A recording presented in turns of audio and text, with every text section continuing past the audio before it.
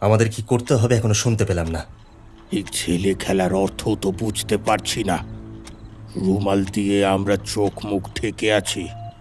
যে মোটরে করে আমাদের নিয়ে আসা হয়েছে তার জানলাগুলো ঢেকে রাখা হয়েছিল পর্দা দিয়ে, যাতে আমরা বুঝতে না পারি কোথায় আমাদের নিয়ে আসা হয়েছে। যাকে কর্তা বলে মনে হয় সেই লোকটি প্রশান্ত কণ্ঠে বলল, এখনই সব শুনতে পাবেন। তারপরেই হাততালি দিল দুবার। পর্দা ঠেলে ঘরের ভিতরে এসে ঢুকল একজন লোক। তার হাতে একটা সিগারেটের কৌটো এবং একটা চুরুটের বাক্স। মৌন মুখে এগিয়ে এসে সে টেবিলের উপর সেই কৌটো ও বাক্সটা রেখে দিল। তারপর ধীরে ধীরে শুধল, কি কর্তা? তুমি আর সবাইকে নিয়ে এখনই বাড়ি থেকে চলে যাও। বাড়িতে যেন কেউ না থাকে। রাত ঠিক 9:30টার সময় বাড়ির সামনে গাড়ি টাড়ি প্রস্তুত রাখা চাই। জি আঁকে। বলে লোকটা ঘরের ভিতর থেকে বেরিয়ে গেল। বাক্স থেকে একটা চুরুট বেছে নিয়ে তাতে অগ্নিসংযোগ করে কর্তা নামে পরিচিত লোকটি বলল, বাড়ির ভেতরে আর কোনো বাইরের লোক নেই। এইবারে আমি আপনাদের কৌতূহল নিবারণ করব। আরও কাছে সরে এসে বসল অন্য দুই মূর্তি। 1 ঘন্টা পরে হাতে চুরুটটা ভস্মাধারে নিক্ষেপ করে কর্তা বলল, মশাই, আমার বক্তব্য হলো, গুপ্তধন যে কোথায় আছে তা আবিষ্কার করতে বেশি বেগ পেতে হবে না। তবে তার অস্তিত্ব সম্বন্ধে আমি একেবারেই নিশ্চিত। কেবল মাঝখানে আছে একটি মহিলা। তাকে নিয়ে বেশি মাথা ঘামাবার দরকার নেই। স্ত্রী লোক নিয়ে আমি কোনোদিন মাথা ঘামাই না। কিন্তু আমাদের একান্তভাবেই নির্ভর করতে হবে আপনার উপরেই। তাছাড়া আপনাদের আর কোনো উপায়ও নেই। আমি যা বলবো আপনাদের অক্ষরে অক্ষরে তা পালন করতে হবে। হয়তো আপনারা ভাবছেন গুপ্তধন পেলে পর শেষ পর্যন্ত আমি আপনাদের ঠকিয়ে সরে পড়ব। হয়তো তা সম্ভবপর, হয়তো তা সম্ভবপর নয়। কিন্তু এই ঝুঁকিটা আপনারা নিতে রাজি আছেন কি? তা যদি বলেন তবে শেষ পর্যন্ত আমরাও তো আপনাকে ঠকিয়ে সরে পড়তে পারি, তাই না? না মশাই, না। কর্তার কণ্ঠে ফুটল একটা হাস্যধ্বনি।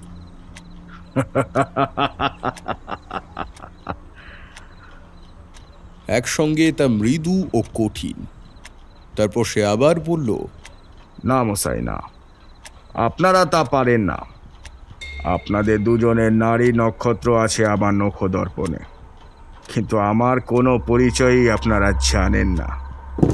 অপর দুই ব্যক্তি চমকে উঠে দাঁড়ালো, যেন এখনই তারা কর্তার উপরে বাঘের মতো ঝাঁপিয়ে পড়বে।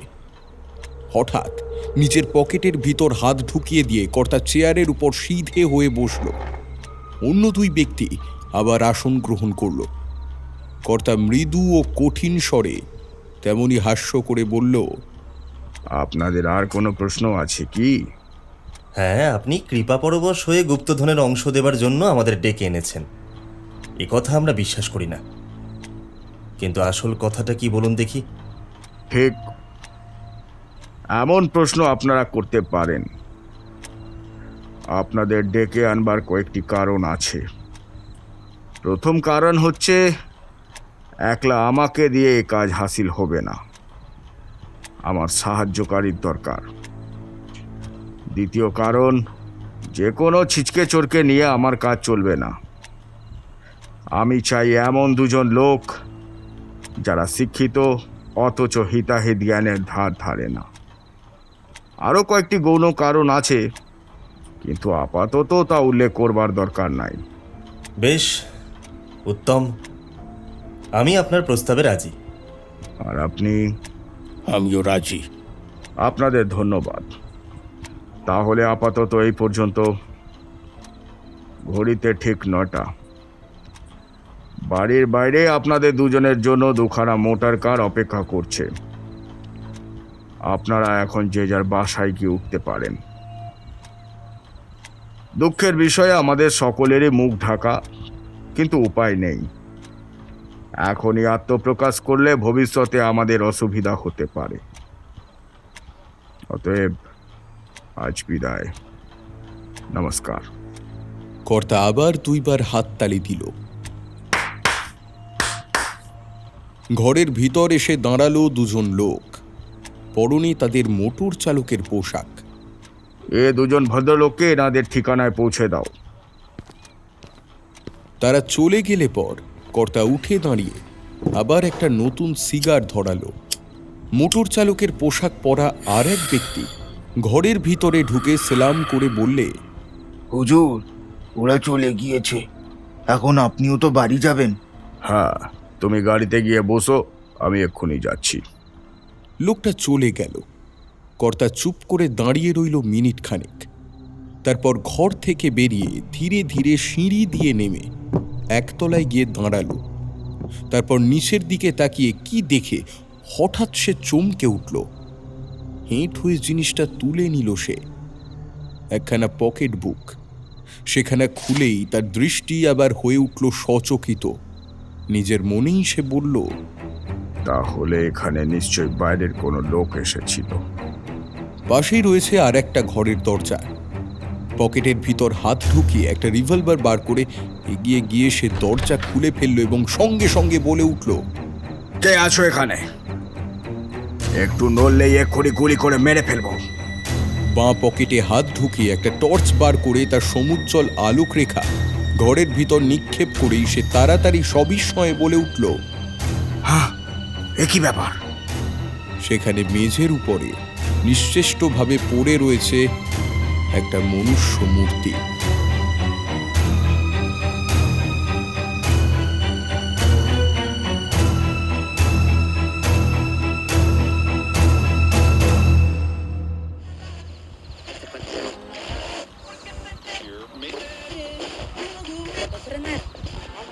ধূমপান এবং মদ্যপান স্বাস্থ্যের পক্ষে ক্ষতিকারক। এতে ক্যান্সার হয়।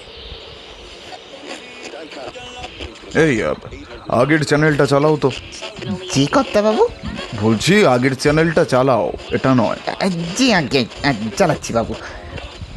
Welcome to late night mystery. Late night মিস্ট্রিতে আপনাদের সকলকে জানাই সুস্বাগতম। অনেকদিন তো অনেক গল্পই শোনালাম, কখনো জয়ন্ত মানিক, তো কখনো ডিটেকটিভ রয়, আবার কখনো কখনো শার্লক হোমস। আজকে আপনারা শুনবেন গোয়েন্দা বসন্তের একটি বড় উপন্যাস, গুপ্তধনের দুঃস্বপ্ন। আজকের গল্প পাঠ আকাশ, গল্পের সূত্রধার আমি রক্তিম। তাহলে আর দেরি না করে শুনে নেওয়া যাক আমাদের আজকের নিবেদন, গোয়েন্দা বসন্তের একটি রহস্যে ভরা উপন্যাস, গুপ্তধনের দুঃস্বপ্ন।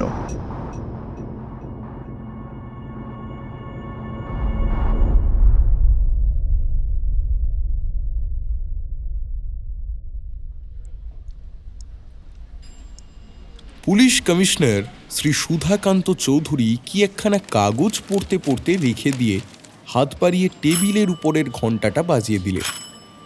একজন উর্দি পরা লোক ঘরের ভিতরে এসে দাঁড়ালো। কমিশনার বললেন, বসন্তবাবুকে একবার আমার এখানে আসতে বলো। বসন্ত কুমার রায় হচ্ছেন গোয়েন্দা বিভাগের সহকারী কমিশনার। একটু পরেই তিনি ঘরের ভিতর ঢুকে আসন গ্রহণ করলেন। তারপর একটা সিগারেটে অগ্নিসংযোগ করে বললেন, খবর কি? তোমাকে একটা কাজের ভার দিতে চাই। কাজের ভার? আমি তো এইমাত্র ভাবছিলুম 1 মাসের জন্য ছুটির দরখাস্ত করব। আপাতত ছুটির কথা ভুলে যাও। তোমাকে একটা জরুরি সমস্যার সমাধান করতে হবে। জরুরি সমস্যা? সেই সাদা সওয়ারের মামলা নয় তো? ঠিক তাই। এ কাজে তোমার চেয়ে যোগ্য লোক আর নেই। বসন্ত দুই ভ্রু কুঁচকে বললেন, সাদা সওয়ারের নিকুচি করেছে, তাকে নিয়ে প্রেততত্ত্ববিদরা যত খুশি মাথা ঘামাতে পারে, কিন্তু আমি কেন? আমি তো আর ভূতের ওঝা নই। বসন্ত, যা শুনছি এ হচ্ছে নীরের শরীরী ভূত। হাতকড়ি পড়াতে গেলে হাওয়া হয়ে হাওয়ার সঙ্গে মিলিয়ে যেতে পারবে না। তাকে গ্রেপ্তার করতে হবে তোমাকে। রাধাপুর কোথায় জানো তো? হ্যাঁ জানি, কলকাতার খুব কাছেই, অথচ বন্য জায়গা। কিন্তু সেখান থেকে তুমি অনায়াসে টেলিফোনে আমাদের সঙ্গে যোগাযোগ করতে পারবে।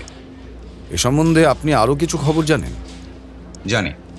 তুমি গোবিন্দ দাসকে ভুলে যাওনি তো? বসন্ত নীরবে ভাবতে লাগলেন। গোবিন্দ দাস এবং তার আরও কয়েকটি ছদ্মনামের সঙ্গে পুলিশ পরিচিত রয়েছে। তারা বংশানুক্রমে খ্রিস্টান। তার স্বর্গীয় পিতা ছিলেন ধর্মপ্রচারক রেভারেন্ড, কিন্তু অমন পিতার পুত্র হয়েও গোবিন্দ দাস নাম কিনেছে প্রতারক রূপে। সরকারি আবগারি বিভাগকে ফাঁকি দিয়ে সে দেশের নানান জায়গায় গোপনে কোকেন ও আফিম প্রভৃতি সরবরাহ করত। এ দেশে এমন আর কেউ ছিল না যার সঙ্গে তার তুলনা চলতে পারে। প্রাণপণ চেষ্টার পরেও পুলিশ তাকে গ্রেপ্তার করতে পারেনি। তার মৃত্যু হয়েছে গত বছর। সকলেই জানে গোবিন্দ দাস ছিল একজন ধনকুবের, কিন্তু তার মৃত্যুর পর খোঁজ নিয়ে জানা যায় যে গোবিন্দ দাসের নামে ব্যাংকে জমা আছে মাত্র কয়েক হাজার টাকা। আশ্চর্য নয়, এ শ্রেণীর অপরাধীরা দুই হাতে টাকা রোজগার করে, আবার দুই হাতেই তা উড়িয়ে দিতে পারে। তা পারে, কিন্তু গোবিন্দ দাস এই দলের লোক ছিল না। বসন্ত হঠাৎ বলে উঠলেন, যে আপনি আমাকে রাধাপুরে যেতে বলেছিলেন না? আমার মনে পড়েছে, রাধাপুরে গোবিন্দ দাসের একখানা বাড়ি আছে। ঠিক, সেই রাধাপুরে শুরু হয়েছে সাদা সাওয়ারের উৎপাত। লোকে বলে সেখানে কোনো এক জায়গায় গোবিন্দ দাস তার গুপ্তধন লুকিয়ে রেখে গিয়েছে। এটা তোমার কি মনে হয় না যে সাদা সাওয়ারের এই আকস্মিক আবির্ভাবের সঙ্গে সেই গুপ্তধনের কোনো সম্পর্ক আছে বলে? বসন্ত কিছুক্ষণ নীরব থেকে বললেন, গোবিন্দ দাসের একটা মেয়ে আছে না? ঠিক নিজের মেয়ে নয়, গোবিন্দ দাস এক বিধবাকে বিয়ে করেছিল, আর সেই বিধবার প্রথম পক্ষের স্বামীর ঔরসে এই মেয়ের জন্ম হয়। অবশ্য গোবিন্দ দাস তাকে নিজের মেয়ের মতোই বড় করেছিল। আচ্ছা, সেই মেয়েটির কথা কিছু আপনি জানেন? বিশেষ কিছুই নয়, তোমাকে তার সঙ্গে যোগাযোগ করতে হবে। আমার সন্দেহ হয় যে সেই মেয়েটি তার বাবার গুপ্তধনের কোনো না কোনো খবর রাখে। খুব শীঘ্রই হয়তো সাদা সাওয়ারের মনেও এই সন্দেহটা জাগবে, আর তখন তার দৃষ্টি পড়বে ওই মেয়েটির দিকেই। কিন্তু তার আগেই আমি তোমাকে ঘটনাস্থলে হাজির থাকতে বলছি। তোমার কর্তব্য বুঝতে পারছো তো? বুঝেছি, কিন্তু সাদা সওয়ারকে আপনি এর সঙ্গে জড়িত করতে চাইছেন কেন? এই প্রশ্নের উত্তর আমার কাছে নেই। আশা করি অদূর ভবিষ্যতে তোমার কাছ থেকেই আমি এই সমস্ত প্রশ্নের উত্তর পাব। যদি দরকার মনে করো তাহলে তুমি সোহনলালকেও সঙ্গে নিয়ে যেতে পারো। সোহনলালের সঙ্গে তোমার পরিচয় হয়েছে তো? হ্যাঁ, হয়েছে। সে ভুল করে আমার ঘরে ঢুকে পড়েছিল। লোকটিকে চালাক চতুর বলে মনে হয়। দুদিনেই আমার সঙ্গে বেশ আলাপ জমিয়ে ফেলেছে। তাহলে তাকেও সঙ্গী হিসেবে গ্রহণ করতে তোমার কোনো আপত্তি নেই, তাই তো? না না। উত্তম। আমার দৃঢ় বিশ্বাস যে সাদা সাওয়ারের রহস্যটা আবিষ্কার করতে তোমার বেশি সময় লাগবে না। হ্যাঁ, যদি তার ছায়ামূর্তির মাঝখানে কায়ার অস্তিত্ব থাকে, তাহলে আমাকে সে ফাঁকি দিতে পারবে না কিছুতেই। এই বলে বসন্ত চেয়ার ছেড়ে উঠে দাঁড়ালেন।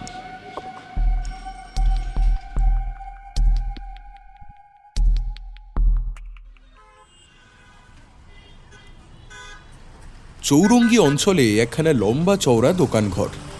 শহরের ধনী ও শৌখিন ব্যক্তিরা দামি আসবাবপত্রের আবশ্যক হলে সেইখানে পদার্পণ করেন। সেই দোকানের মালিক হচ্ছেন শ্রী চন্দ্রকান্ত চন্দ্র।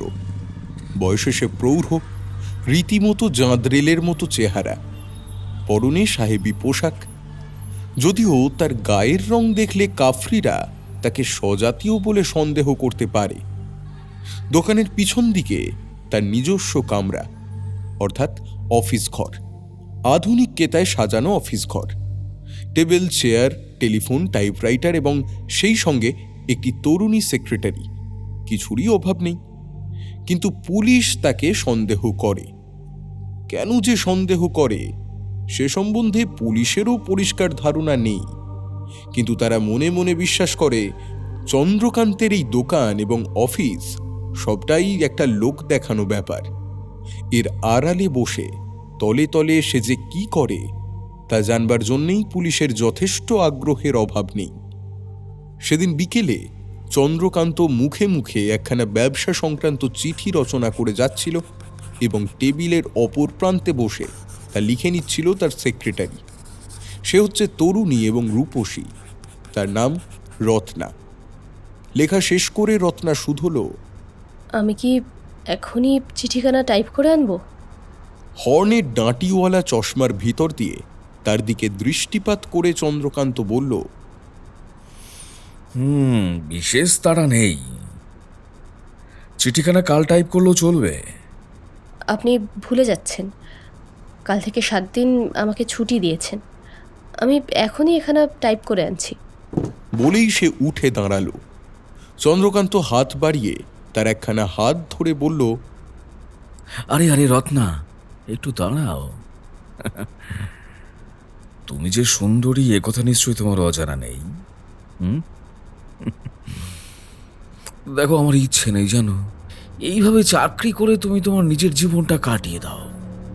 রত্না, দেখো, সুন্দর মুখের জয় সর্বত্র।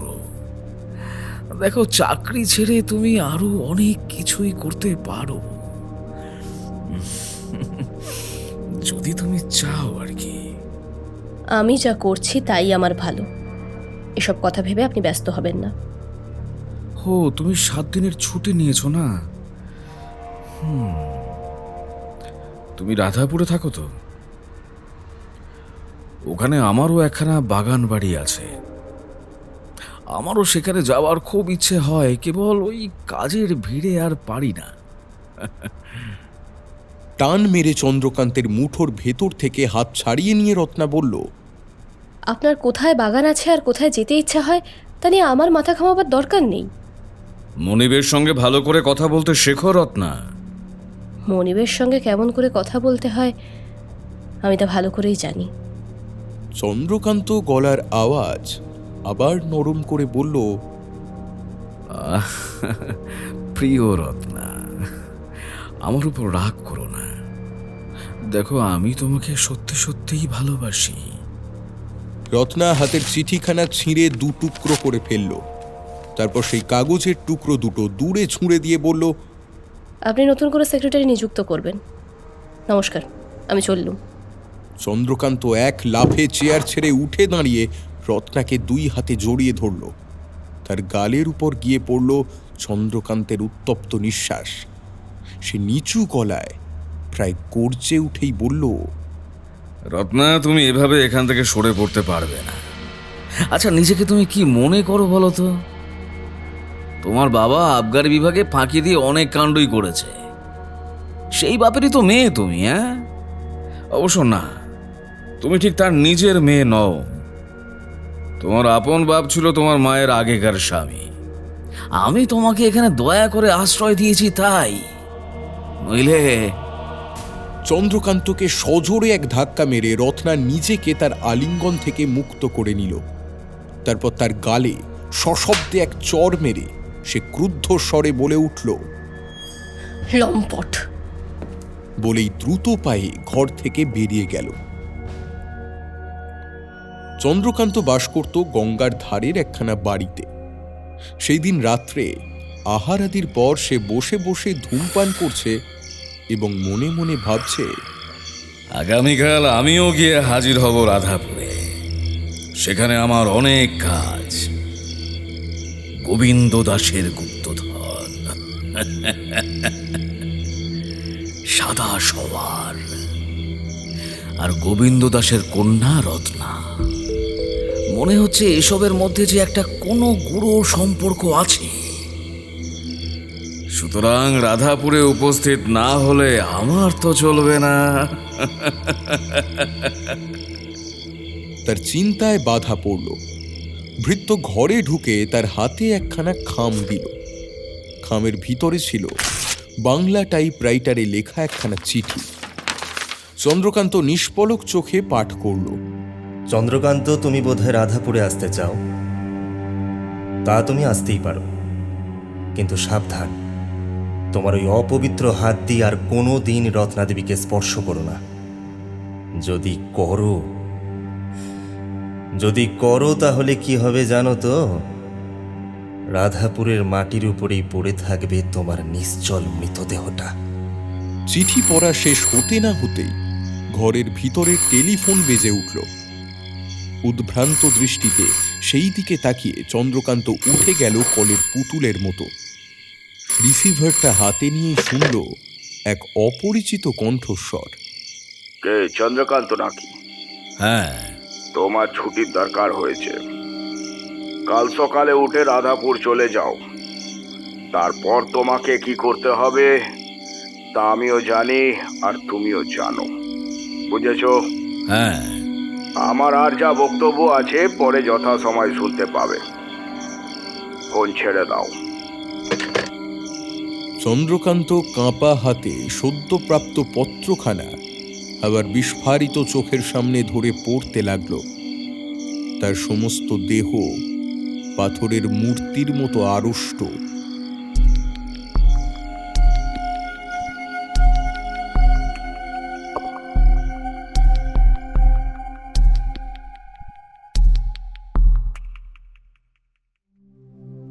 সোহনলাল জাভার পুলিশ বিভাগের গোয়েন্দা, এবং যাতেও সে বাঙালি নয় বটে, তবে ভারতেই তার জন্ম। সে ঠিক বাঙালির মতোই অনর্গল কথা বলতে পারে বাংলা ভাষায়। বিশেষ কোনো অপরাধীর সন্ধানে তাকে আসতে হয়েছে কলকাতায়। বসন্ত জিজ্ঞাসা করলেন, তুমি এমন বাংলা শিখলে কেমন করে?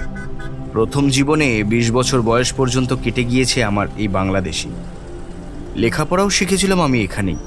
কাজেই বাংলা হয়ে পড়েছে আমার দ্বিতীয় মাতৃভাষার মতোই। কেবল তাই নয়, নিজের মোটর নিজের হাতেই চালাতে চালাতে সোহনলাল রাধাপুর সম্বন্ধেও অনেক প্রাচীন তথ্যের সন্ধান দিয়ে বসন্তকে রীতিমতো বিস্মিত করে তুলল। বাংলাদেশের লোক হয়েও বসন্ত এসব কথা জানতেন না। আমরা যাচ্ছি সাদা সওয়ারকে গ্রেপ্তার করতে, কিন্তু সাদা সওয়ারের উৎপত্তি কোথায় জানেন? না। কিংবদন্তি বলে 400 বছর আগে এ অঞ্চলে এক রাজা ছিলেন, তার নাম রাধারমন রায়। রাধাপুরের নামকরণ হয়েছে তারই নামানুসারে। রাজা রাধারমন একবার তার কোনো প্রতিযোগীর বিরুদ্ধে যুদ্ধযাত্রা করেছিলেন। যুদ্ধক্ষেত্রে উপস্থিত হয়ে ছাউনি ফেলে তিনি যখন শত্রুর জন্য অপেক্ষা করছিলেন, সেই সময় গুপ্তচরের মুখে হঠাৎ খবর পেলেন তার রানী অবিশ্বাসিনী। স্বামীর অনুপস্থিতির সুযোগ নিয়ে তিনি তার প্রণয়ীর আলিঙ্গনে আত্মদান করেছেন। সংবাদ শুনেই রাজা রাধারমন ক্রোধে উন্মত্ত হয়ে উঠলেন। শত্রুর কথা ভুলে তিনি তৎক্ষণাৎ এক দ্রুতগামী ঘোড়ার পিঠে চড়ে রাধাপুরে ফিরে আসেন। তারপর প্রণয়ীর সঙ্গে রানীকে হাতে নাতে ধরে পেলেন। অতঃপর এক রক্তাক্ত দৃশ্যের অভিনয় হয়। তরবারির আঘাতে রানী ও তার প্রণয়ীর মুণ্ডচ্ছেদ করে রাজা আবার যুদ্ধক্ষেত্রের দিকে ফিরে যান, আর সেই যুদ্ধেই তিনি পরাজিত ও নিহত হন। তারপর একে একে বছরের পর বছর কেটে যায়। সমৃদ্ধশালী রাধাপুর ক্রমে একখানা ক্ষুদ্র গ্রামে পরিণত হয়। যেখানে রাজবাড়ি ছিল, আজও সেখানে গেলে দেখা যায় একটা প্রকাণ্ড ধ্বংসস্তূপ। স্থানীয় বাসিন্দারা বলে আজও গভীর রাত্রে সেই ধ্বংসস্তূপের মধ্যে দেখা যায় অশ্বারোহী রাজা রাধারমণের ছায়ামূর্তি।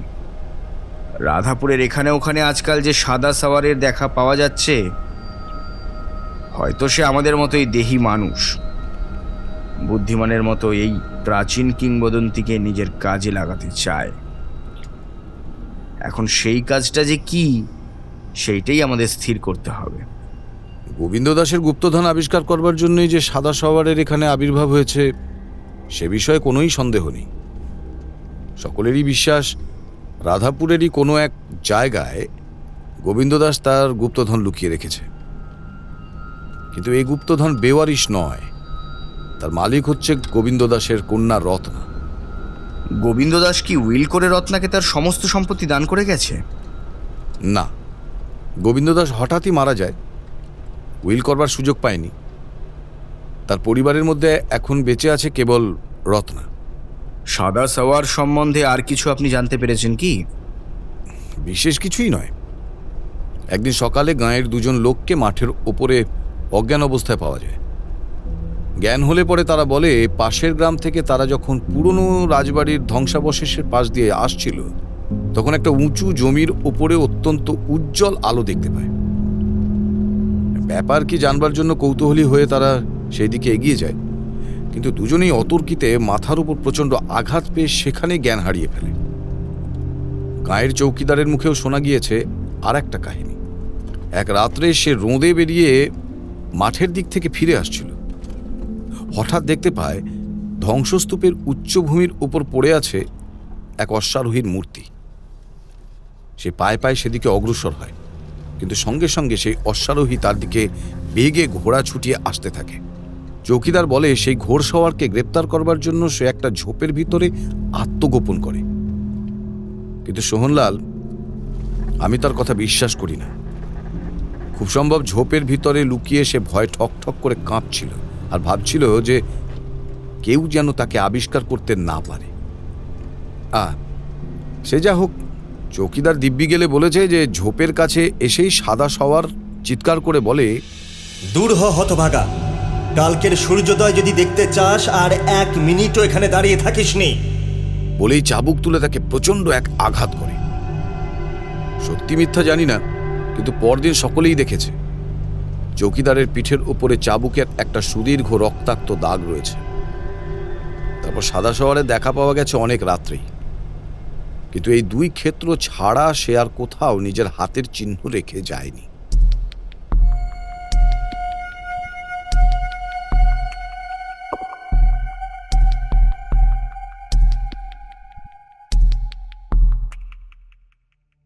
বসন্ত ও সোহনলালের থাকবার ব্যবস্থা করা হয়েছিল রাধাপুরের থানা সংলগ্ন এক বাড়িতে।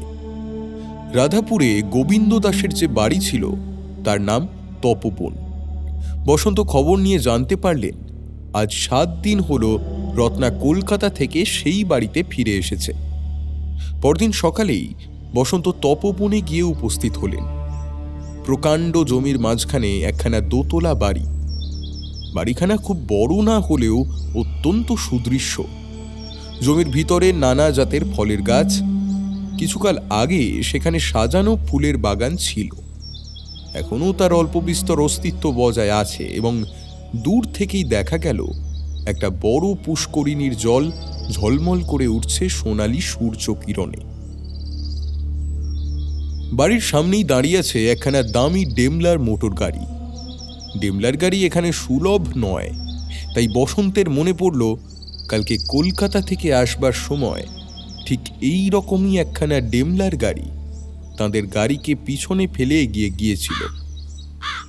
বসন্তের ডাকাডাকি শুনে বাড়ির ভিতর থেকে বেরিয়ে এলো ভৃত্যের মতো দেখতে একটি লোক। তিনি রত্নার সঙ্গে দেখা করতে চান শুনে সে বলল, দিদিমণি এখন আর একজন ভদ্রলোকের সঙ্গে কথা বলছেন, আপনি একটু বসুন, আমি এখনই গিয়ে ডেকে দিচ্ছি, আপনি বসুন। বেশ, আমি অপেক্ষা করছি। প্রায় আধ ঘন্টা পরে বাড়ির বাইরে এসে দাঁড়ালো একটি তরুণ যুবক। সে একবার নীরবে জিজ্ঞাসু চোখে বসন্তের দিকে তাকিয়ে দেখল, তারপর হনহন করে পা চালিয়ে সেই ডেমলার গাড়ির উপরে গিয়ে উঠল। তারপরেই দরজার কাছে দেখা গেল একটি তরুণীকে। তরুণীকে অপূর্ব সুন্দরী বলা চলে। বসন্ত শুধলেন, আপনার নামে কি রত্না দেবী?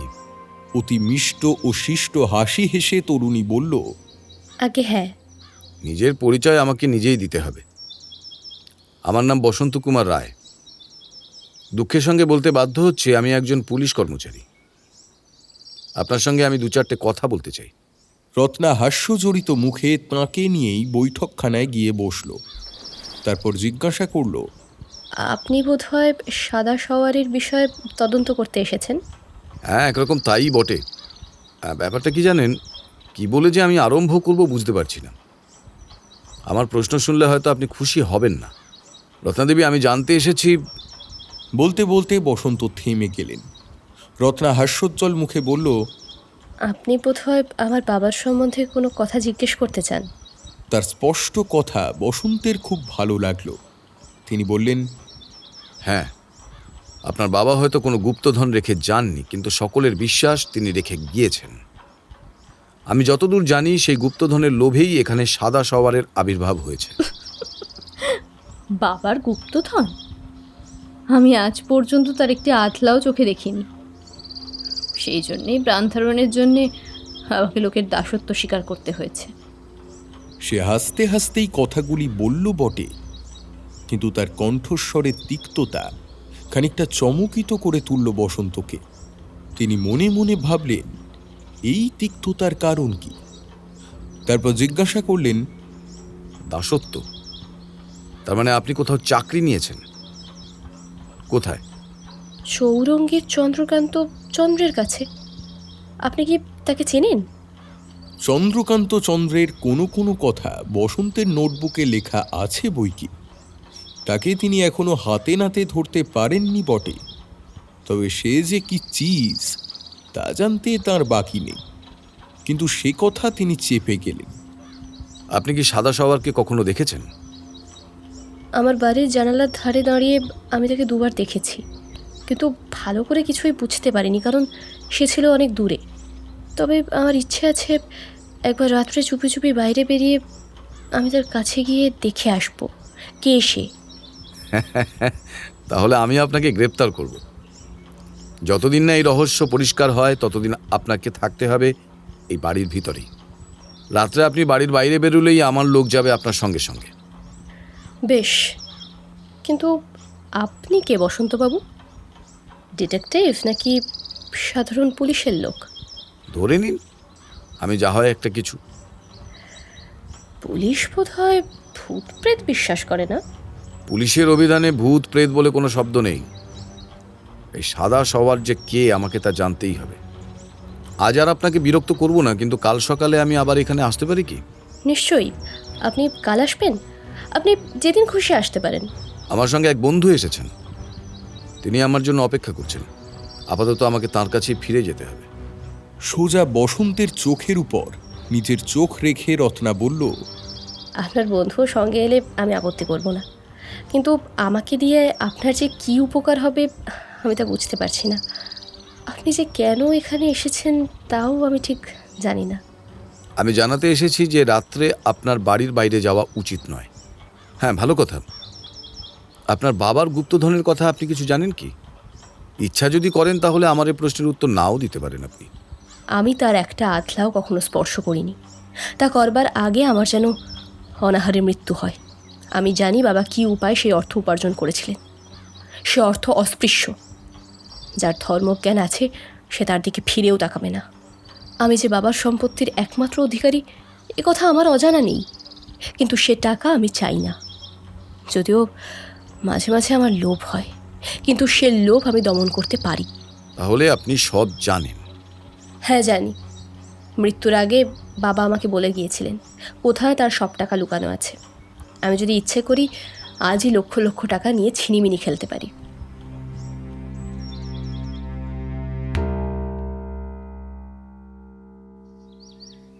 পরের দিন সকালে বাগানের ঘাস জমির মাঝখানে একখানা বেতের চেয়ারে বসে রত্না তার প্রাতরাশ গ্রহণ করল। চায়ের পেয়ালায় শেষ চুমুক দিয়ে সামনের বেতের টেবিলের উপরে সেটাকে রেখে দিল এবং সঙ্গে সঙ্গে দেখল ফটক পার হয়ে বাগানের ভিতরে ঢুকছে একখানা লাল ডেমলার গাড়ি। তার মুখ দেখলে মনে হয় এই বিশেষ গাড়িখানা দেখে সে খুশি হয়েছে। গাড়ির মালিকই গ্রহণ করেছিল চালকের আসন। মেশিন বন্ধ করে ছোট একটি লাফ মেরে সে নিচে নেমে পড়ল। বয়সে যুবক, গৌরবর্ণ, মুখশ্রী সুন্দর, একহারা কিন্তু বেশ বলিষ্ঠ দেহ। হাসি মুখে রত্নার দিকে এগিয়ে এলো সে। প্রাতরাশ হয়ে গেছে দেখছি যে। ভারী তো প্রাতরাশ, বেগুনি, আলুর বড়ার চা। কিন্তু সে কথা থাক, আজকে আবার আপনার আবির্ভাবের কারণটা জানতে পারি কি? কোনো কারণ নেই, বলতে পারেন শুধু অকারণ পুলকেই। কিন্তু রত্নাদেবী, গোড়াতেই আমার উত্তপ্ত উৎসাহকে আপনি এমন শীতল করে দিতে চাইছেন কেন বলুন তো? আমি এলে কি আপনি বিরক্ত হন? আমি কি চন্দ্রকান্ত চন্দ্রের চেয়েও ভয়াবহ ব্যক্তি? চন্দ্রবাবুকে আমি যে ভয়াবহ ব্যক্তি বলে মনে করি এ কথা আপনাকে কে বলল? আপনি নিজেই। কখনো না শ্যামলবাবু, আপনি মন করা কথা বলছেন। দেখুন, এটা ঠিক আমার মন গড়া কথা নয় রত্নাদেবী। কালই আপনার মুখে শুনলুম আপনি চাকরি করতেন চন্দ্রকান্তের কাছে। চন্দ্রকান্ত যে দুনিয়ার শয়তান প্রেরিত একটি দূত এটা আমার অজানা নেই। আপনিও সে কথা অস্বীকার করলেন না। বরং তারপরেই বেশ রাগত স্বরেই জানালেন যে আপনি তার চাকরিতে ইস্তফা দিয়ে চলে এসেছেন। এ কথা শোনার পরে কোনো নাবালকই কি আসল ব্যাপারটা ধরতে পারে না রত্নাদেবী? রত্না জবাব দেবার কথা খুঁজে না পেয়ে অন্য কথা পারল। কাল এখানে পুলিশ এসেছিল, তা জানেন? ওহো, তাই নাকি? কাল আমি আপনার কাছ থেকে যখন বিদায় নিয়ে বাইরে যাই তখন এখানে একটি ছোট্ট মানুষকে দাঁড়িয়ে থাকতে দেখেছিলাম বটে। ছোট্ট মানুষ? আহা, ওটা হচ্ছে ব্যঙ্গোক্তি। সেই ছোট্ট মানুষটি মাথায় উঁচু হবেন বোধহয় 6 ফুট 2 ইঞ্চি, আর তার বুকের মাপও হয়তো 50 ইঞ্চির কাছাকাছি যাবে। কেমন, আপনি তারই কথা বলছেন তো? হ্যাঁ, তার নাম বসন্ত কুমার রায়। দুই চোখ বিস্ফারিত করে কৃত্রিম ভয়ের ভাব দেখিয়ে শ্যামল বলল, ভগবান আমাকে রক্ষা করুন! বসন্ত কুমার রায় কলকাতা পুলিশের গোয়েন্দা বিভাগের অ্যাসিস্ট্যান্ট কমিশনার। লোকে বলে তার মতো তালেবর গোয়েন্দা নাকি বাংলাদেশে আর একটাও নেই। আমার কিন্তু লোকটিকে ভালোই লাগলো। দেখুন, ওরকম ভালো লাগা ভালো কথা নয়, কিন্তু প্রত্যেক পুলিশই হচ্ছে দুষ্টের ধারী। আপনি বোধহয় জানেন না, পুলিশের লোক পাগল হয়ে গেলে পর তার শাশুড়ির কান কামড়ে দেয়। আমি আগে থাকতেই সাবধান করে দিচ্ছি, আপনার যদি বসন্তবাবুকে ভালো লাগে তাহলে সবুজ হয়ে যাবে আমার গায়ের রং। কেন বুঝতে পেরেছেন কি? কারণ হিংসার রং হচ্ছে সবুজ। রত্না কোনো রকমে হাসি চেপে বলল, যান শ্যামলবাবু, আপনি যা তা বাজে বকতে শুরু করে দিয়েছেন। বলেন কি, আমি বাজে বকছি? বেশ, উত্তম, তাহলে কাজের কথা শুনতে আজ্ঞা হোক। শ্যামল তার পকেটের ভিতরে হাত চালিয়ে কোনো সংবাদপত্র থেকে কেটে নেওয়া এক টুকরো কাগজ বার করল। তারপর কাগজখানা সামনে ধরে উচ্চ কণ্ঠে পাঠ করতে লাগলো। অতীতের মানুষ বর্তমানে ঠিক মানুষ নয়, মানুষের ছায়া। ছায়া অর্থাৎ ছায়ামূর্তি, অর্থাৎ প্রেতাত্মা। আপনারা শুনেছেন কি, রাধাপুরের সাদা সওয়ার আবার অশ্বারোহী হইয়া নৈশ ভ্রমণ আরম্ভ করেছে। দৈবক্রমে তার সঙ্গে সাক্ষাৎ হলেই রাম নাম স্মরণ করে পথিকরা চম্পট না দিয়ে পারে না, কারণ সেই সাদা সওয়ার নাকি স্ত্রী হত্যাকারী এবং অপঘাতে মৃত রাধাপুরের রাজা রাধারমন রায়ের প্রেতাত্মা ছাড়া আর কিছুই নয়। আধুনিক নয়, 400 বছরের প্রাচীন প্রেতাত্মা। যারা প্রেত মানেন না তারা এক কারণে রাধাপুরের দিকে তাদের দৃষ্টি আকৃষ্ট করতে পারে। ওখানে যক্ষ আছে কিনা জানি না, কিন্তু যক্ষের ধন অর্থাৎ গুপ্তধন আছে বলে অনেকেরই দৃঢ় বিশ্বাস। এই বিশ্বাস সত্যি কিনা তাহা জানার জন্য পুলিশের টনক নাকি রীতিমতো নড়ে উঠেছে। আপাতত এর বেশি খবর আমরা দিতে পারলাম না। পাঠ শেষ করে শ্যামল বলল, বুঝতেই পারছেন রত্নাদেবী, আপনার বাবার গুপ্তধনের কথা নিয়ে অনেকেই এখন আলোচনা করছে। এ সম্বন্ধে আপনি কি জানেন? কিছু না, তবে গুপ্তধন উপলক্ষ করে যদি এখানে কোনো উপদ্রব শুরু হয় তাহলে আমি আপনাকে বন্ধুর মতো সাহায্য অবশ্যই করতে পারি রত্নাদেবী। শ্যামলের কথার উত্তরে রত্না কিছু বলার আগেই বাগানের ভিতরে ঢুকে এলো আর একখানা মোটর। গাড়ির ভেতর থেকে নামলো দুজন লোক। দুজনেই বিপুল বপু। একজন হচ্ছেন বসন্ত, আর একজন সোহনলাল। বসন্ত কাছে এসে হাসতে হাসতে বললেন, রত্নাদেবী, ইনিই হচ্ছেন আমার বন্ধু সোহনলাল। জাভা দ্বীপের কথা শুনেছেন তো? ভারত থেকে সেখানে গিয়ে ইনি পুলিশ বিভাগে কাজ নিয়েছেন। আমাদেরই মতো বাংলাতেই কথা বলতে পারেন। বলেই তিনি শ্যামলের দিকে তীক্ষ্ণ দৃষ্টিপাত করলেন। ইনি হচ্ছেন আমার পুরনো বন্ধু শ্রী শ্যামল কুমার সেন। রত্না মিথ্যে কথা বলল। কেন বলল তা সে নিজেই জানে না, কারণ শ্যামলের সঙ্গে তার পরিচয় হয়েছে মাত্র কয়েকদিন আগেই। রত্নাদেবী, আপনার ভার দেখছি আমাদেরই নিতে হবে। সাদা সওয়ারকে কাল রাতেও দেখা গিয়েছে, এসব ভালো লক্ষণ নয়। আমি আজ থেকে এই বাড়ির ওপর পাহারা দেবার জন্য একজন পুলিশের লোক নিযুক্ত করছি। আশা করি এজন্য আপনার কোনো আপত্তি হবে না।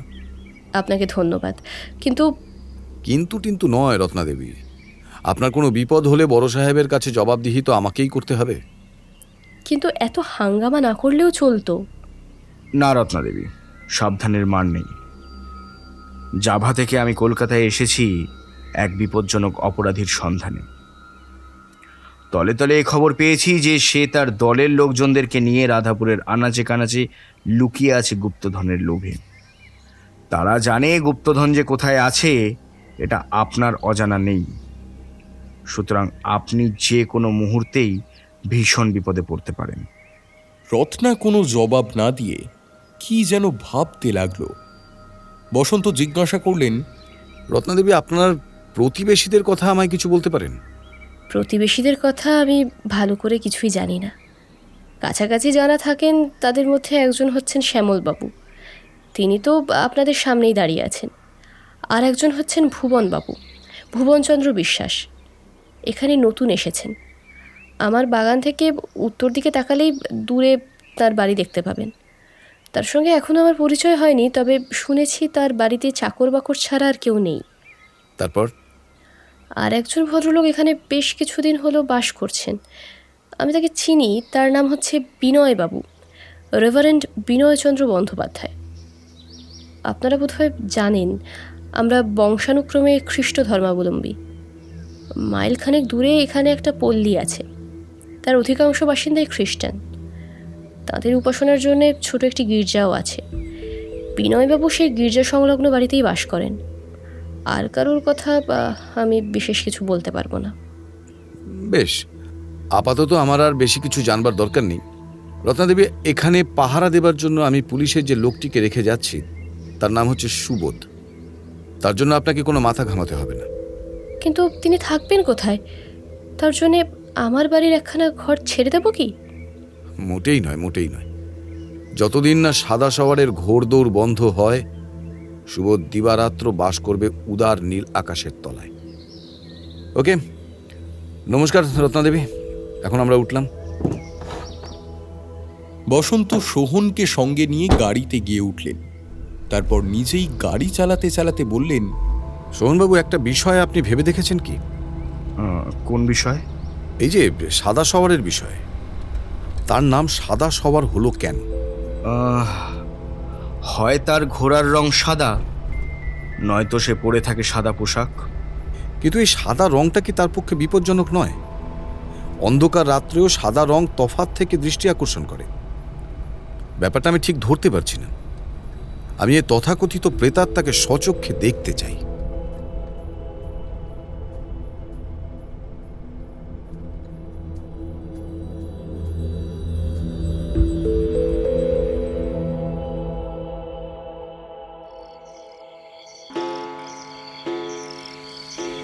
সেই রাত্রে ঢং ঢং শব্দে রাত 12টা বাজল। তবু বসন্তের চোখে ঘুম এলো না। তার মনের মধ্যে নানা সম্ভাবনার ইঙ্গিত জাগতে লাগল, যেন আজ কিছু একটা ঘটবেই। বিরক্ত হয়ে শয্যা ত্যাগ করে তিনি খোলা জানালার কাছে গিয়ে দাঁড়ালেন। একটা সিগারেট ধরিয়ে তিনি বাইরের দিকে তাকিয়ে দেখলেন পরিষ্কার রাত্রি। আকাশে উঠেছে অপরিপূর্ণ চন্দ্র। তার ম্লান কিরণে চারিদিক অস্পষ্ট ভৌতিক জগতের মতো রহস্যময় হয়ে উঠেছে। বসন্ত নিজের মনে মনেই বললেন, এমন রাত্রে ভূতের দেখা পাওয়া গেলেও যেতে পারে। ঠিক তারপরেই তিনি দেখতে পেলেন সাদা সওয়ারকে। খানিক দূরে আলো আঁধারির মধ্যে স্থির হয়ে দাঁড়িয়ে আছে তপবন রত্নাদেবীর বাড়ি। আরও খানিক তফাতে দেখা যাচ্ছে অস্পষ্ট একটা জঙ্গল, তার উপরে তালিকুঞ্জের মুকুট। তারই সামনে দেখা গেল সাদা সওয়ারকে। বোঝা গেল তার গায়ের জামাটাই কেবল সাদা, কারণ তার দেহের নিম্নার্ধ এবং ঘোড়াটাকে মনে হচ্ছিল যেন কালির বর্ণে আঁকা। বসন্ত দৌড়ে নিজের ঘরের ভিতরে গিয়ে রাতে ব্যবহার্য দূরবীনটা বার করে আনলেন। সাদা সওয়ার যে মুখে মুখোশের মতো কিছু একটা পড়ে আছে, এছাড়া আর কিছুই উপলব্ধি করা গেল না। বসন্ত বুঝলেন দূর থেকে আর কোনো তথ্য আবিষ্কার করা চলবে না। তিনি তাড়াতাড়ি আবার ঘরের ভিতরে গিয়ে একটা জামা ও ক্রেপ সোলের জুতো পরে দ্রুত পদে নিচে নেমে গেলেন। তারপর সদর দরজা খুলে রাস্তার উপর গিয়ে দাঁড়ালেন। সাদা সওয়ারকে তখন আর দেখা যাচ্ছিল না, কিন্তু সে যে ধীরে ধীরে ঘোড়া চালিয়ে তপবনের দিকে অগ্রসর হচ্ছিল এটা তিনি উপর থেকেই দেখতে পেয়েছিলেন। তিনি অগ্রসর হলেন তপবনের দিকে এবং মনে মনে বললেন, আজ একটা কিছু ঘটবে বলে আমার মন প্রস্তুত হয়েছিল, কিন্তু যা ঘটবার উপক্রম হয়েছে সেটা মনে হচ্ছে কোনো রোমাঞ্চকর উপন্যাসের মতো। এখন দেখতে হবে এর পরিশিষ্টটা কোথায় গিয়ে দাঁড়ায়। কিন্তু কিছু দূরে এগিয়ে তিনি আবার চলা বন্ধ করে দাঁড়িয়ে পড়লেন। মনে মনে বললেন, আমি বোধহয় সময় নষ্ট করছি। একটা লোক ঘোড়ায় চড়ে কোথায় যাবে সেটা আগে থাকতে জানা না থাকলে পদব্রজে তাকে অনুসরণ করার কোনো মানেই হয় না। তার কান সচকিত হয়ে উঠল ঠিক সেই মুহূর্তে। স্তব্ধ রাত্রির বুক বিদীর্ণ করে ভেসে এলো নারী কণ্ঠের এক আর্ত চিৎকার। চিৎকারটা জেগে উঠেই আবার স্তব্ধ হয়ে গেল। সমাধিভূমির নীরবতার ভিতর দিয়ে কেটে গেল কিছুক্ষণ এবং তারপর আবার সেই আর্ত চিৎকার এবং প্রায় তার সঙ্গে সঙ্গেই উপরি দুইবার রিভলভারের শব্দ। বসন্ত তৎক্ষণাৎ মাটিতে শটান হয়ে শুয়ে পড়লেন এবং মাটির উপরে কান পেতে শুনতে পেলেন দ্রুত গতিতে ধাবমান ঘোড়ার খুরের শব্দ। এক লাফে তিনি দাঁড়িয়ে উঠলেন এবং ক্ষণিকের জন্য দেখতে পেলেন রাজা রাধারমন রায়ের প্রাসাদের ধ্বংসাবশেষের উপরে উচ্চ স্তূপের দিকে দ্রুত ধাবমান সাদা সাওয়ারকে। সে অদৃশ্য হয়ে গেল পর মুহূর্তেই। বসন্তের মনের ভিতর দিয়ে বিদ্যুৎ গতিতেই সব চিন্তা খেলে গেল। নারী কণ্ঠে আর্তনাদ করল কে? রিভলভার ছুড়ল কে? সাদা সওয়ার অত তাড়াতাড়ি ঘোড়া ছুটিয়ে চলে গেল কেন? এখন আমি কি করব? ছুটে যাব কি সাদা সওয়ারের পিছনে পিছনে? ঝাপসা আলো বিতরণ করছিল চাঁদ। হঠাৎ তাও মিলিয়ে গেল একখানা চলন্ত মেঘের আবরণে। কিছুই দেখা যায় না সেই নিবিড় অন্ধকারে। এখন সাদা সাওয়ারকে আবিষ্কার করা একেবারেই অসম্ভব। নিরুপায় হয়ে তিনি আন্দাজে পায়ে পায়ে অগ্রসর হতে লাগলেন তপবনের দিকে। হঠাৎ তিনি শুনতে পেলেন কার যেন দ্রুত পায়ের শব্দ। কে যেন বেগে ছুটে আসছে তাঁর দিকে। তাড়াতাড়ি তিনি রিভলভার বার করে প্রস্তুত হয়ে দাঁড়ালেন। তার খুব কাছে এসেই থেমে গেল সেই পায়ের শব্দ। সঙ্গে সঙ্গেই সেই ব্যক্তিটি কর্কশ স্বরে বলে উঠল, এই চুপ করে দাঁড়িয়ে থাকো, নড়েছ কি গুলি করেছি? স্বস্তির নিঃশ্বাস ফেললেন বসন্ত। এ হচ্ছে সুবোধের কণ্ঠস্বর। সুবোধ তাঁর দ্বারাই নিযুক্ত পুলিশ কর্মচারী। স্যার, আপনি কি সাদা সওয়ারকে দেখেছেন? রিভলভার ছুড়ল কে? হ্যাঁ? বসন্ত পকেট থেকে টর্চ বার করে মাটির উপরে এখানে ওখানে আলোকপাত করতে লাগলেন। তারপর ফিরে ক্রুদ্ধ স্বরে বললেন, ওসব কথা তুমি আমাকে জিজ্ঞাসা করছো কেন? তোমাকে কি আমি ওই বাড়ির উপরে পাহারা দিতে বলিনি? দেখতে পাচ্ছ রাস্তার উপরে ঘোড়ার খুরের দাগ। প্রায় তোমার সামনে দিয়েই সাদা সওয়ার ঘোড়া ছুটিয়ে চলে গিয়েছে, আর তুমি কিনা বোকার মতো আমাকে প্রশ্ন করছো। আমি তো স্যার ঘুমিয়ে পড়েছিলাম। হঠাৎকার চিৎকার শুনে আমার ঘুমটা ভেঙে যায়। তারপর আরেকবার শুনি সেই চিৎকার, আর সঙ্গে সঙ্গে দুবার রিভলভারের শব্দ। তারপর তুমি কি করলে? যেদিক থেকে রিভলভারের শব্দ এসেছিল সেই দিকে ছুটে গেলুম। আমি আগে দেখতে চাই রত্নাদেবী কেমন আছেন। এসো তুমি আমার সঙ্গে। তিনি তপবনের বাগানের ভিতরে প্রবেশ করে বাড়ির সামনে গিয়ে দাঁড়ালেন। পিছনে পিছনে সুবোধ। রত্নাদেবীর ঘর কোনটা? সুবোধ দোতলার একটা ঘরের দিকে আঙুল দেখিয়ে দিল। বসন্ত সেখানেই দাঁড়িয়ে টর্চের সাহায্যে বাড়ির দেওয়ালটা পরীক্ষা করে দেখলেন। দোতলার ছাদের উপর থেকে একটা বৃষ্টির জল নিকাশের নল বাড়ির নিচ পর্যন্ত নেমে এসেছে। সেই নলের পাশেই দেখা যাচ্ছে দোতলার ঘরের একটা খোলা জানলা। বসন্ত বিনা বাক্য ব্যয়ে সেই নলটা অবলম্বন করে দোতলার জানালার কাছে গিয়ে কার্নিশে পা দিয়ে দাঁড়ালেন। তারপর জানালা দিয়ে উঁকি মারলেন ঘরের ভেতর দিকে। স্তব্ধ ঘর, অন্ধকার ঘুটঘুট করছে। হঠাৎ বসন্তের ভয় হলো। ঘরের ভিতরে তাঁর জন্য হয়তো কোনো রক্তাক্ত দৃশ্য অপেক্ষা করে আছে। পর মুহূর্তেই টর্চটা টিপে তার আলোয় তিনি দেখলেন আধশো অবস্থায় বালিশের উপর হেলান দিয়ে আছে রত্না। ক্ষমা করবেন, আমি অত্যন্ত ভয় পেয়ে গিয়েছিলাম। জানালার বাইরে মানুষের মূর্তি দেখে আমিও কম ভয় পাইনি, কিন্তু ব্যাপার কি? একটু আগেই সাদা সওয়ার এইখান দিয়ে গিয়েছে। কে যেন 2-3 বার রিভলভার ছুঁড়েছে। আমার সন্দেহ হয়েছিল হয়তো আপনি কোনো বিপদে পড়েছেন। না বসন্তবাবু, আমার কোনোই বিপদ হয়নি। সুসংবাদ, তাহলে আবার আমি অদৃশ্য হলুম।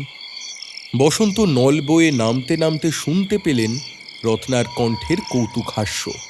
সুবোধ জিজ্ঞাসা করল, কোনো দুর্ঘটনা হয়নি তো? না। এমন গম্ভীর স্বরে বসন্ত না বললেন যে সুবোধ আর কোনো কথা জিজ্ঞাসা করতে ভরসা পেল না।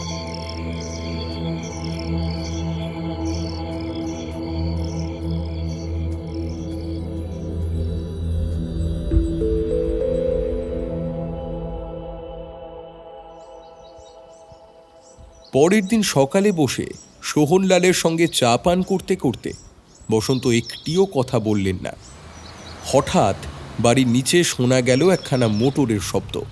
কে একজন চেঁচিয়ে জিজ্ঞাসা করল, বসন্তবাবু আছেন? বসন্ত বাইরের বারান্দায় গিয়ে নিচের দিকে তাকিয়ে দেখলেন মোটরের উপরে বসে আছে শ্যামল। কি ব্যাপার? আমি আপনারই খোঁজে এসেছি। একবার আমার গাড়িতে এসে উঠবেন কি? পাদ্রী বিনয়বাবুর মুখে শুনতে পাবেন একটা অদ্ভুত গল্প, রহস্যময় কাণ্ডকারখানা। বসন্ত তৎক্ষণাৎ দ্রুত পায়ে নেমে শ্যামলের মোটরে গিয়ে বসলেন।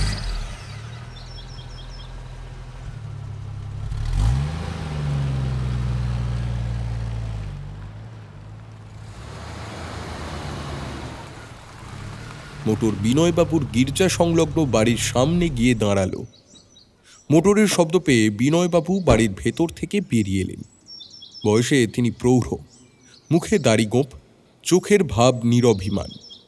বিনয়বাবু, আপনি কাল রাতে কি শুনেছেন এর কাছে বলতে পারেন। কাল রাতে আমার চোখে ঘুম আসেনি। বাড়ির বারান্দায় আমি পায়চারি করছিলুম। তারপর হঠাৎ শুনতে পেলুম কোনো মহিলার চিৎকার। তারপর আরও একবার চিৎকার, আর 2বার রিভলভারের শব্দ হলো। এসব বসন্তেরও অজানা নয়। তিনি জিজ্ঞাসা করলেন, তারপর? তারপর আমি সাদা সওয়ারকে দেখতে পেলুম। তপবনের দিক থেকে সে ঘোড়া ছুটিয়ে এসে ওই পুরনো ধ্বংসস্তূপটার দিকে চলে গেল। প্রথম আর দ্বিতীয়বারের চিৎকার শুনে আপনার কিছু মনে হয়েছিল কি? আগে হ্যাঁ, দুটো চিৎকার দুরকম। প্রথম চিৎকার শুনে মনে হলো হঠাৎ কে যেন বিস্ময়ে চমকে উঠেছে, আর দ্বিতীয় চিৎকারটা হচ্ছে দস্তুর মতো আতঙ্কজনক। যে চিৎকার করেছিল সে কে তা অনুমান করতে পেরেছেন? হ্যাঁ, সে নারী। কিরকম নারী? বৃদ্ধার আর তরুণীর কণ্ঠস্বর একরকম হয় না। যে চিৎকার করছিল নিশ্চয়ই সে তরুণী। শ্যামলের দিকে ফিরে বসন্ত বললেন, শ্যামলবাবু, এখানে কাছাকাছি তরুণী বলতে তো আছেন কেবল রত্নাদেবী। শ্যামল কি বলতে যাচ্ছিল, কিন্তু সে কোনো কথা বলার আগেই সেখানে দৌড়াতে দৌড়াতে এসে হাজির হলো গ্রামের এক চৌকিদার। সে সেই হাঁপাতে হাঁপাতে বলল, হুজুর, হুজুর খুন! একটা মানুষের লাশ পাওয়া গিয়েছে। আমি এইরকমই কোনো খবর পাবো বলে আশা করছিলাম। কে খুন হয়েছে?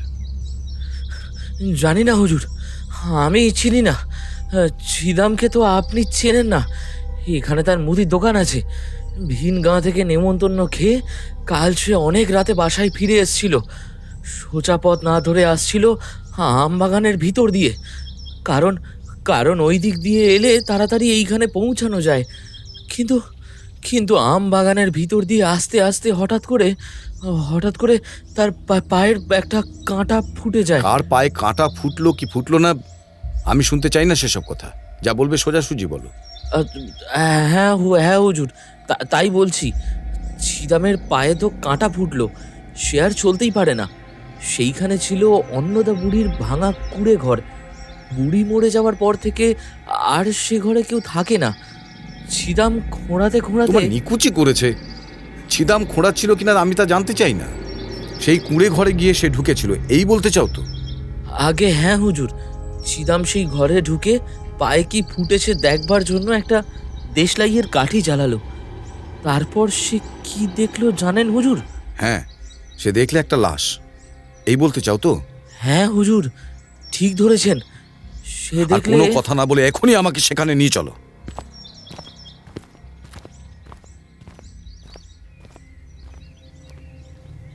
আমবাগানে একটি নড়বড়ে ভাঙা কুঁড়ে।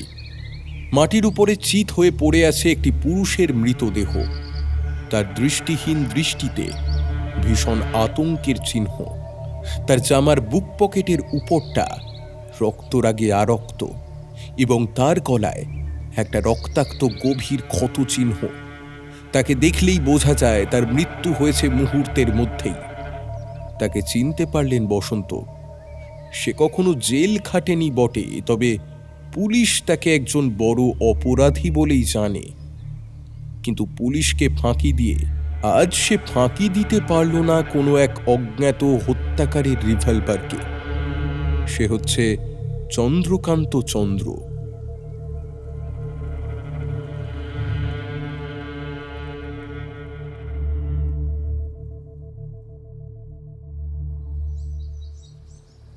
সোহনলাল ঘরের ভিতরে বসে এক মনে সংবাদপত্র পড়ছিল। এমন সময় ঘরের ভিতরে প্রবেশ করে শ্যামল বলল, আপনাকে আমি নিয়ে যেতে এসেছি, তাড়াতাড়ি চলুন। কোথায়? আমবাগানে, ভাঙা কুঁড়ে ঘরে। কাল রাতে সেখানে একটা হত্যাকাণ্ড হয়ে গিয়েছে। শুনেই সোহনলাল আর দ্বিরুক্তি না করে শ্যামলের সঙ্গে ঘরের ভিতর থেকে বেরিয়ে গেল। বসন্ত একটা উঁচু ঢিপির উপরে একলা বসে ধূমপান করছিলেন। সোহনলালকে দেখে মৃতদেহের দিকে আঙুল নির্দেশ করে বললেন, আমি দেহটা পরীক্ষা করে দেখেছি, এবার আপনি আরেকবার পরীক্ষা করে বলুন তো আপনার মতামত কি। সোহনলাল হাঁটু গেড়ে বসে পড়ে তীক্ষ্ণ দৃষ্টিতে মৃতদেহটার দিকে কিছুক্ষণ তাকিয়ে রইল। তারপর দেহটাকে উল্টে ফেলে মাটির দিকে তাকিয়ে বলল, আততায়ীর প্রথম গুলিতেই এর মৃত্যু হয়েছে, তারপর আবার মরার উপরে দ্বিতীয় আঘাত করা হয়েছে। কোনটা প্রথম আঘাত আপনি কিভাবে বুঝতে পারলেন? মাটির ওপরের এই গর্তটা দেখলেই বুঝতে পারবেন। রিভলভারের গুলি এর বুক ভেদ করে বাইরে বেরিয়ে মাটির ভিতরে গিয়ে ঢুকেছে। সুতরাং ভূপতিত অবস্থায় এর বুকের দিকে রিভলভার ছোড়া হয়েছিল। আর একটা গুলির দাগ রয়েছে এর গলার ওপরে, কিন্তু গলার তলায় মাটির ওপর কোনো গর্ত নেই। সুতরাং লোকটা যখন দাঁড়িয়ে ছিল তাকে গুলি করা হয়েছে তখনই। ঠিক, আমারও ওই ধারণা। লোকটাকে চিনতে পারছেন কি? হ্যাঁ, চন্দ্রকান্ত। কিন্তু একে হত্যা করবার কারণ কি? সে অনেক কারণ থাকতেই পারে। এইবারে বাইরে বেরিয়ে আসুন। কুটিরের পিছনের দরজা দিয়ে বাইরে গিয়ে দাঁড়িয়ে বসন্ত বললেন, মাটির দিকে তাকিয়ে দেখুন। নরম মাটির উপর অদ্ভুত একরকমের ছাপ রয়েছে। সেই ছাপগুলো লম্বায় 12 ও চওড়ায় 4 ইঞ্চি। কৌতূহলী স্বরে সোহনলাল বলল, কি ওগুলো? জুতোর তলায় কেউ ছোট ছোট দুখানা কাঠের তক্তা দড়ি দিয়ে বেঁধে এখান দিয়ে হেঁটে গিয়েছে। 3 দিন আগে এখানে বৃষ্টি পড়েছিল। সে জানতো আমবাগানের ছায়ায় মাটি ভিজে থাকবে আর সহজেই তার পায়ের চিহ্ন দেখতে পাওয়া যাবে। সেজন্যই সে এই অভিনব কৌশলটি অবলম্বন করেছিল। এখন আসুন। ছাপ ধরে সবাই এগিয়ে চলল। আমবাগান থেকে বেরিয়ে যেখানে শ্যামলের লাল গাড়িখানা অপেক্ষা করছিল, তারা যখন সেইখানে গিয়ে পড়ল তখন বড় রাস্তার উপরে আর কোনো ছাপ পাওয়া গেল না। যে দুখানা তক্তা দিয়ে তার পায়ের চিহ্ন ঢেকে ফেলা হয়েছে, সে নিশ্চয়ই ওই দুটো সঙ্গে করে নিয়েই এখান থেকে সরে পড়েছে। খালি তো বলছেন সে আর সে, কিন্তু কে সে? সাদা সাওয়ার? আমি তা কিভাবে জানবো? দেখতেই পাচ্ছেন তো, এখানে রয়েছে 2 সেট ছাপ। কেউ এখান থেকে আমবাগানের ভিতরে গিয়েছে, তারপরে কাজ সেরে আবার ফিরে এসেছে। হতে পারে সে সাদা সওয়ার, হয়তো তার ঘোড়াটাকে রাস্তার উপরে রেখে সে গিয়েছিল আমবাগানের ভিতরে। আবার হতে পারে সে অন্য কোনো লোক। তবে দুটো গুলি যে চন্দ্রকান্তকে লক্ষ্য করে একজন লোকের দ্বারা ছোড়া হয়েছে, এ বিষয়ে আমি নিশ্চিত। কিন্তু সে যে কে তা আমি জানি না। কাল রাতে এখানে রত্নাদেবীর আবির্ভাব হয়েছে শুনলেও আমি কিছুমাত্র বিস্মিত হব না। তার মানে? কাল রাতে এখানে কোনো তরুণীর আর্তচিৎকার শোনা গিয়েছিল। তারপর গভীর রাত্রে রত্নাদেবীকে আমি জাগ্রত অবস্থায় দেখেছি। এটা বেশ অস্বাভাবিক নয় কি? এ হচ্ছে অত্যন্ত অন্যায় ইঙ্গিত। তার 2 চক্ষু প্রদীপ্ত, কয়েক সেকেন্ডে স্তব্ধতা। তারপর বসন্ত শান্ত কণ্ঠে বললেন, উত্তেজিত হবেন না শ্যামলবাবু। এখানে এমন কোনো প্রমাণ নেই যে আমি একটা ইঁদুরকেও ধরে ফাঁসি দিতে পারি। শ্যামল আর কিছু না বলে নিচের গাড়িতে চলে গেল। সোহনলালকে সঙ্গে নিয়ে বসন্ত আবার আম বাগানের ভিতরে ঢুকে মাটির উপরে তীক্ষ্ণ দৃষ্টি রেখে চারিধারে ঘুরে বেড়াতে লাগলেন। এখানে ওখানে পাওয়া গেল কতকগুলো জুতোর দাগ, উঁচু হিলযুক্ত মেয়েদের জুতোর দাগ। আরও কতকগুলো জুতোর দাগ পাওয়া গেল। পরীক্ষায় প্রমাণিত হলো যে সেগুলো হচ্ছে চন্দ্রকান্তের পদচিহ্ন। ঠিক সেই সময় গির্জা সংলগ্ন একটি বাড়ির ঘরে বসে শ্যামল কথা বলছিলেন বিনয়বাবুর সঙ্গে। বিনয়বাবু প্রশ্ন করলেন, কি বললে? বসন্তবাবু সন্দেহ করেন রত্না দেবীকে? হ্যাঁ, এটা ভাবলেও আমার রাগ হচ্ছে। তুমি অধীর হও না শ্যামল, এসব কথা নিয়ে আমি এখন মাথা ঘামাতে পারছি না। আমার হাতে অনেক কাজ আছে, তুমি এখন বাড়িতে যাও। শ্যামল উঠে দাঁড়িয়ে বলল, সমস্ত দেখে শুনে আমার কেমন যেন একটা দুশ্চিন্তা হচ্ছে। সঙ্গীত, এখন আমি চাই সঙ্গীত। রত্নাদেবীর বৈঠকখানায় একটা পিয়ানো দেখেছি, চললুম আমি সেইখানে। শ্যামল চলে গেলে পর বিনয়বাবু স্তব্ধ হয়ে কিছুক্ষণ বসে রইলেন। তারপর গাত্রোত্থান করে অগ্রসর হলেন বাড়ির ভিতর দিকে। রান্নাঘরের পাশেই ভাঁড়ার ঘর। সেই ঘরে ঢুকে একটা জালার ভিতর থেকে জই বার করে রাখতে লাগলেন মাঝারি আকারের একটি বালতির ভিতরে। তারপর বালতিটা তুলে নিয়ে তিনি বাড়ির খিড়কি দরজা দিয়ে বাইরে বেরিয়ে গেলেন। সেখানে ছিল একটা গ্যারেজ। মোটর রাখবার জন্যে ঘরখানা তিনি ভাড়া দিয়েছিলেন শ্যামলকে। পকেটের ভিতর থেকে চাবি বার করে তিনি গ্যারেজের দরজাটা খুলে ফেললেন। ওখানে তখন শ্যামলের মোটর ছিল না। তিনি ভেতরে প্রবেশ করে এগিয়ে গেলেন পেছনের দেওয়ালের দিকে। কাঠের দেওয়াল, তার মাঝামাঝি জায়গায় লাগানো আর একটা কুলুপ। চাবি দিয়ে কুলুপ খুলে দুই হাতে দেওয়ালটা ধরে দুদিকে টানতেই উপর দিকে দুখানা তক্তা দুই পাশে সরে গেল। তারপরই দেখা গেল দেওয়ালের ওপাশে দাঁড়িয়ে রয়েছে একটা বাদামি রঙের খুব শক্তিশালী ঘোড়া। বিনয়বাবু তার গলায় আদর করে দু তিনবার করাঘাত করলেন এবং তারপর বালতির জইগুলো ঘোড়ার সামনে রাখা একটা পাত্রের মধ্যে ঢেলে দিয়ে আবার সমস্ত বন্ধ করে বেরিয়ে এলেন। বিনয়বাবু ধীরে সুস্থে এগিয়ে যেতে লাগলেন আমবাগানের দিকে। মাটির উপরে তার তীক্ষ্ণ দৃষ্টি নিবদ্ধ। আবার সেই ভাঙা কুঁড়ে ঘর। তিনি তার চারপাশে এক চক্কর ঘুরে এলেন। তারপর থমকে দাঁড়িয়ে পড়লেন এক জায়গায়।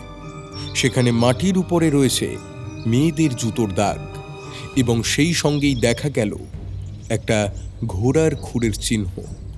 বিনয়বাবু মাথা নাড়তে নাড়তে নিজের মনেই বললেন, বড়ই অন্যায়, বড়ই অন্যায়, এমন অসাবধানতা অমার্জনীয়। তিনি সেইখানেই হাঁটু গেড়ে বসে পড়লেন। তারপর অতি সাবধানে সেই খুরের দাগটা একেবারে নিশ্চিহ্ন করে দিলেন। তারপর তিনি উঠে দাঁড়িয়ে বললেন, পুলিশের লোকেরা এই চিহ্নটা দেখতে পেয়েছে কি? বোধহয় পায়নি।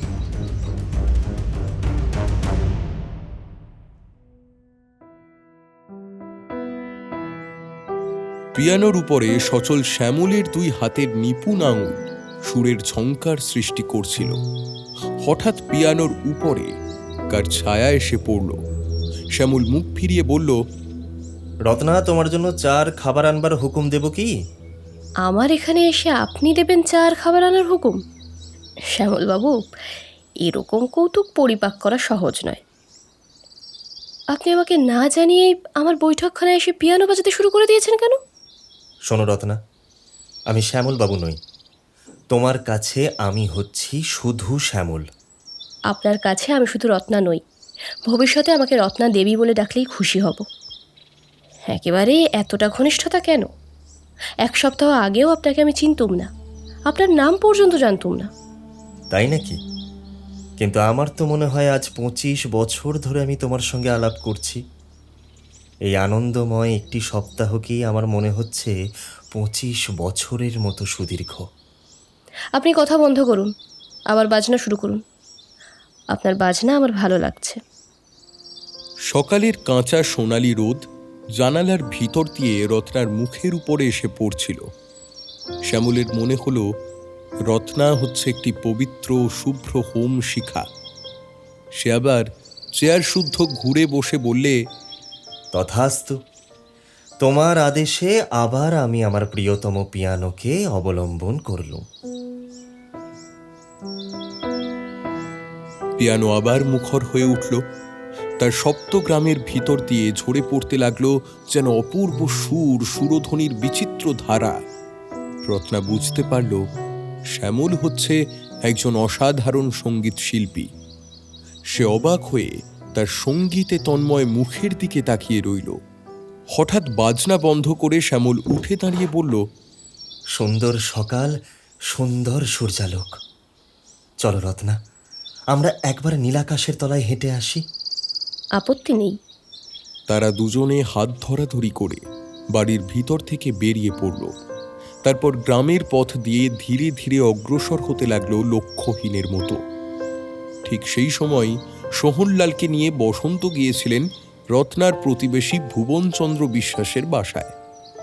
ভুবনবাবুর সঙ্গে কথা বলতে বলতে বসন্ত দেখতে পেলেন রাস্তা দিয়ে শ্যামল ও রত্না যাচ্ছে।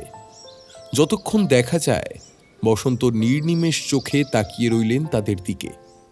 তারপর দাঁড়িয়ে উঠে বললেন, নমস্কার ভুবনবাবু, আপনার সঙ্গে পরিচয় তো হলো, এখন আমরা বিদায় হই। বাইরে এসে বসন্ত কোনো কথা বললেন না।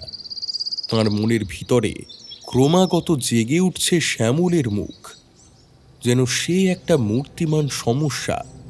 প্রায় বাড়ির কাছ বরাবর এসে বসন্ত হঠাৎ নিজের উরুতে চাপড় দিয়ে বলে উঠলেন, মনে পড়েছে, এতক্ষণ পরে মনে পড়েছে। কি মনে পড়েছে?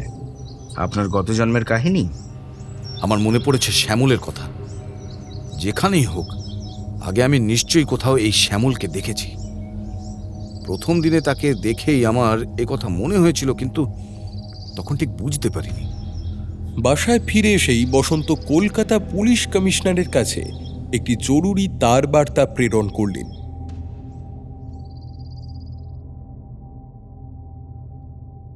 রাধাপুরের বাসিন্দাদের কাছে ভুবনবাবু হচ্ছেন একটি রহস্যময় মানুষ। লোকে তাকে ছিটগ্রস্ত ও প্রায় পাগল বলেই ধরে নিয়েছে। এর যথেষ্ট কারণও আছে। তিনি প্রায় সারাদিনই নিজের বাড়ির ভেতরে বসে থাকেন। তিনি এখানে আসার পর কেউ কেউ তাঁর সঙ্গে আলাপ করতে গিয়েছিল। তিনি কারুর সঙ্গে অভদ্র ব্যবহার করেননি বটে, কিন্তু নিজেকে এমন আলাদা করে রেখে কথা বলেছিলেন যে তাঁর সঙ্গে আর দ্বিতীয়বার আলাপ করার জন্য কারুরই আগ্রহ হয়নি। বাড়ির একটি ঘরে আলমারির পর আলমারিতে সাজানো ছিল তার নানা শ্রেণীর বই, এবং আর একটি ঘরে ছিল তার রসায়নাগার। বই ও রসায়নাগারে পরীক্ষা নিয়েই কেটে যেত তার অধিকাংশ সময়। সাধারণ লোকের আজেবাজে কথা শোনার জন্যে তার কোনো কৌতূহলই ছিল না। নিজের কাজের মধ্যেই তিনি থাকতেন সমাহিতের মতো। তাঁর দেহ হৃষ্টপুষ্ট, বয়সও 50-এর কম হবে না। সর্বদাই তাঁর মুখ হয়ে থাকত অত্যন্ত ভাবহীন। মুখ দেখে তার মনের কথা কেউ আন্দাজ করতে পারত না।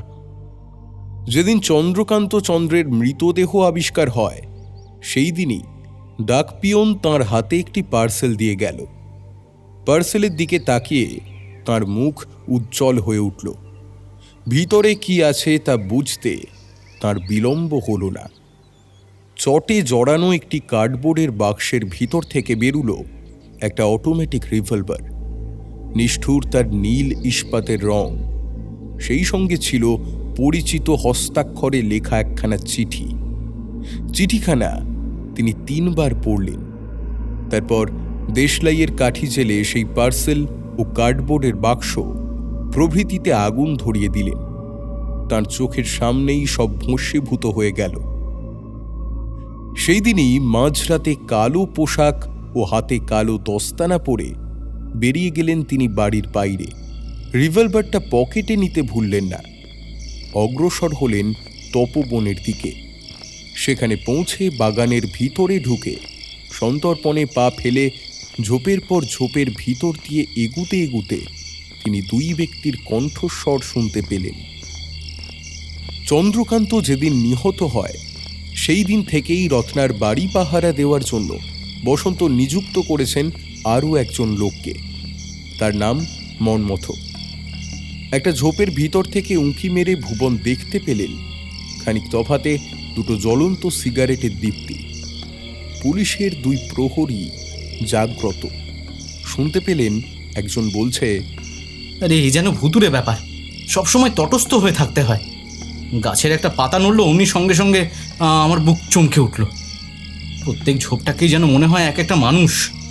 আর একটা লোক দার্শনিকের মতো বলল, উপায় নেই, যে পুজোয় যে মন্ত্র, তার চেয়ে তুমি একটু ঘুমানোর চেষ্টা করো, আমি একবার চারিদিকটা ঘুরে আসি। ভুবন দেখলেন একটা লোক গাছের তলায় লম্বা হয়ে শুয়ে পড়ল এবং অপরজন আরেক দিকে চলে গেল ছায়া মূর্তির মতো। বাগানের মাঝখানে বাড়ি, কোথাও কোনো সতর্ক দৃষ্টি জাগ্রত নেই দেখে এগুতে লাগলেন তিনি পায়ে পায়ে। চাঁদের আলো স্পষ্ট নয় বটে, কিন্তু দোতলায় রত্নাদেবীর ঘর কোনখানে সেটা আন্দাজ করতে তাঁর বিলম্ব হলো না। ভুবন পকেটের ভিতর থেকে রিভলভার বার করে রত্নার ঘরের দিকে হাত তুলে ঘোড়া টিপে দিলেন। প্রথম গুলিতে ঝনঝন শব্দে কাচের সার্সি ভেঙে পড়ল। তারপরে শোনা গেল একটা চিৎকার এবং সেই সঙ্গেই একাধিক ব্যক্তির দ্রুত পদশব্দ। ওখানে কে কে ওখানে? মন্মথ, মন্মথ! এই যে, আমি এদিকে। দুজন গোয়েন্দাই পরস্পরের মুখোমুখি হয়ে দাঁড়ালো, হাতে তাদের রিভলভার। উপর থেকে নারী কণ্ঠ শোনা গেল, সুবোধবাবু, সুবোধবাবু! সুবোধ বাড়ির দিকে ছুটে গিয়ে উপর থেকে তাকিয়ে উৎকণ্ঠিত স্বরে বলল, আরে রত্নাদেবী, আপনি? আপনার গায়ে গুলি লাগেনি তো? না, আমার কিছু হয়নি, কিন্তু রিভলভার ছুটছে কে? কে যে গুলি ছুটছে কে জানে, কিন্তু আমরা নই। আপনি এক কাজ করুন, ঘরের ভিতর দিকে সরে যান। আবার কেউ আবার গুলি ছুড়লে আপনি আহত হতে পারেন। কিন্তু সেদিন আর কেউ গুলি ছুঁড়বে না, কারণ সুবোধ মাটির উপর থেকে কুড়িয়ে পেল একটা উত্তপ্ত রিভলভার। সে ম্যাগাজিনটা বার করে দেখে বলল, কেউ তাড়াতাড়ি পালাবার সময় রিভলভারটা এখানে ফেলে গিয়েছে। 4 বার গুলি ছোড়া হয়েছে, ভেতরে এখনো 2টো গুলি রয়েছে। তা তুমি কাউকে দেখতে পাওনি? বিশেষ কাউকে নয়, কেবল মনে হলো যেন একটা ছায়া স্যাত করে চলে গেল গাছের আড়ালে। চলো ভালো করে খুঁজে দেখি। কিন্তু তন্ন তন্ন করে খুঁজেও বাগানের ভেতর আর কারোরই পাত্তা পাওয়া গেল না। বসন্তের চোখে তখনও ঘুম আসেনি। সেই সময়ে রিভলভারের প্রথম আওয়াজটা শুনেই তিনি চমকে খাটের উপর থেকে লাফিয়ে পড়লেন। তারপর বাড়ির ভিতর থেকে বেরিয়েই শুনতে পেলেন আবার 3 বার রিভলভারের গর্জন। তিনি দ্রুত ছুটতে লাগলেন তপবনের দিকে এবং সঙ্গে সঙ্গে শুনতে পেলেন আর একজন লোকেরও দ্রুত পদশব্দ। নিজের রিভলভারটা বার করে বসন্ত চেঁচিয়ে জিজ্ঞাসা করলেন, কে ওখানে? আমি শ্যামল। রিভলভারের শব্দ শুনে ছুটে আসছি আমি। দুজনেই একসঙ্গে ছুটতে লাগলেন। তারপর হঠাৎ থমকে দাঁড়িয়ে পড়ে শ্যামলের একখানা হাত চেপে ধরে বসন্ত বললেন, পশ্চিম দিকে তাকিয়ে দেখুন, কিছু দেখতে পাচ্ছেন কি? শ্যামল নির্দেশ মতো তাকিয়ে দেখল অস্পষ্ট চাঁদের আলোয় চারিদিক ঝাপসা, তবু ছায়া মূর্তির মতো দেখা গেল সাদা সাওয়ারকে। তীরের মতো ঘোড়া ছুটিয়ে সে দূরে, আরও দূরে চলে যাচ্ছে।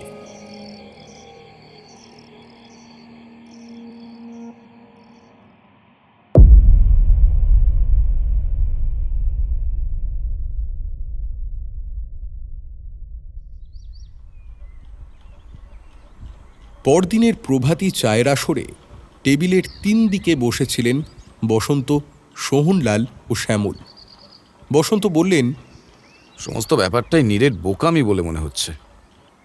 একটা তথাকথিত প্রেতাত্মা এখানে প্রধান নায়ক হয়ে উঠেছে, কিন্তু সে যে কোনো অপরাধ করেছে এখনো পর্যন্ত তার কোনো প্রমাণ পাওয়া যায়নি।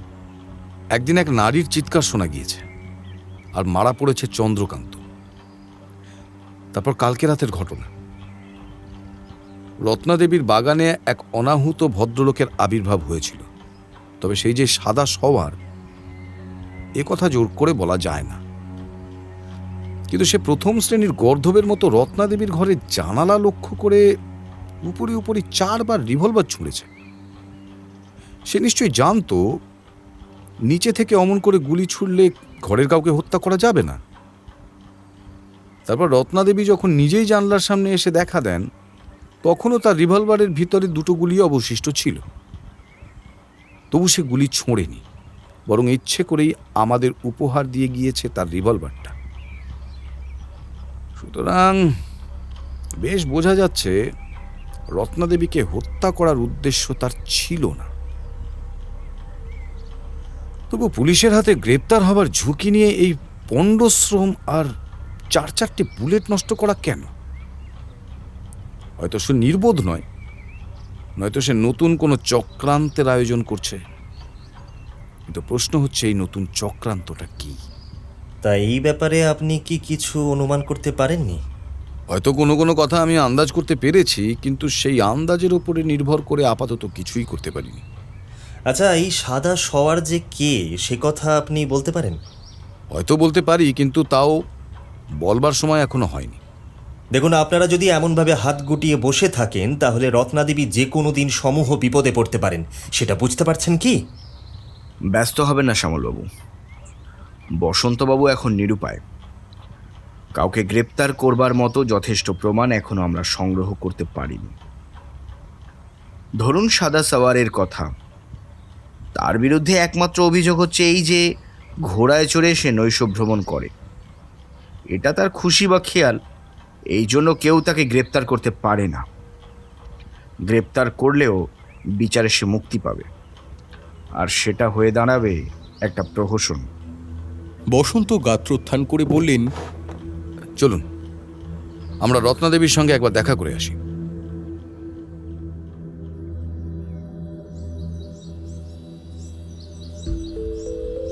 রত্নাদেবী তার বৈঠকখানায় বসে খবরের কাগজ পড়ছিল। পায়ের শব্দ শুনে তিনি মুখ তুলে দেখলেন, তার ঠোঁটে মৃদু হাসি ফুটে উঠল। নমস্কার রত্নাদেবী, আপনি বহাল তবিয়াতে আছেন দেখে খুশি হলুম। কাল রাত্রে আমি চমকে গিয়েছিলাম বটে, কিন্তু তার বেশি আর কিছু হয়নি। তবে রিভলভার নিয়ে এই ছেলে খেলা করার কারণটা আমি ধরতে পারছি না। আমারও ওই একই অবস্থা। আচ্ছা, আপনার বাড়িতে 2খানা অতিরিক্ত ঘর আছে কি? তা আছে, কিন্তু আপনার এই অদ্ভুত প্রশ্নের অর্থ কি? বিনা আমন্ত্রণেই সোহনলালকে সঙ্গে নিয়ে আমি আপনার বাড়িতে বাস করতে চাই আজ থেকেই। কালকে রাতের ঘটনার পর আমার ভয় হচ্ছে যে কোনো মুহূর্তেই আপনি বিপদে পড়তে পারেন। ঘটনাস্থলে সর্বদা উপস্থিত থাকলে আমরা ভালো করে আপনার নিরাপত্তার ব্যবস্থা করতে পারব। আপনার মত কি? আমার কোনো আপত্তিই নেই, বরং আপনাদের কাছে পেলে আমি অত্যন্ত আনন্দিত হব। এইবারে আপনার বাবার গুপ্তধনের কথা। গুপ্তধন যে কোথায় আছে আপনি তা জানেন। এবারে তার একটা ব্যবস্থা করা উচিত নয় কি? গুপ্তধন যেখানে আছে সেখানেই থাক, আমি তা স্পর্শ করতে বা তা নিয়ে মাথা ঘামাতে রাজি নই। রত্নার কণ্ঠস্বরে দৃঢ় প্রতিজ্ঞার ভাব। বসন্ত চেয়ার ছেড়ে উঠে দাঁড়িয়ে বললেন, উত্তম, কিন্তু আমরা আজ থেকেই যে আপনার অতিথি হব এটা যেন ভুলে যাবেন না। বসন্তের সঙ্গে সোহনও ঘরের ভিতর থেকে বেরিয়ে এলো। শ্যামল কিন্তু সেইখানেই থেকে গেল। ডাকঘরের সামনে হঠাৎ তাদের সঙ্গে দেখা হয়ে গেল ভুবনবাবুর। তিনি হাসি মুখে নমস্কার করে বললেন, নমস্কার নমস্কার। তা আপনারা তপবন থেকে আসছেন বুঝি? কালকের গুলি বর্ষণের ব্যাপারটা আমারও কানে উঠেছে। তাই নাকি? কেবল তাই নয়, কাল খুব কাছ থেকেই সাদা সাওয়ারকে আমি দেখতে পেয়েছি। আপনি কিছু লক্ষ্য করতে পেরেছেন কি? হ্যাঁ, লক্ষ্য করেছি অদ্ভুত একটা ব্যাপার। তাকে এত কাছ দিয়ে ঘোড়ায় চড়ে যেতে দেখে তাড়াতাড়ি আমি বাড়িতে ছুটে আসি।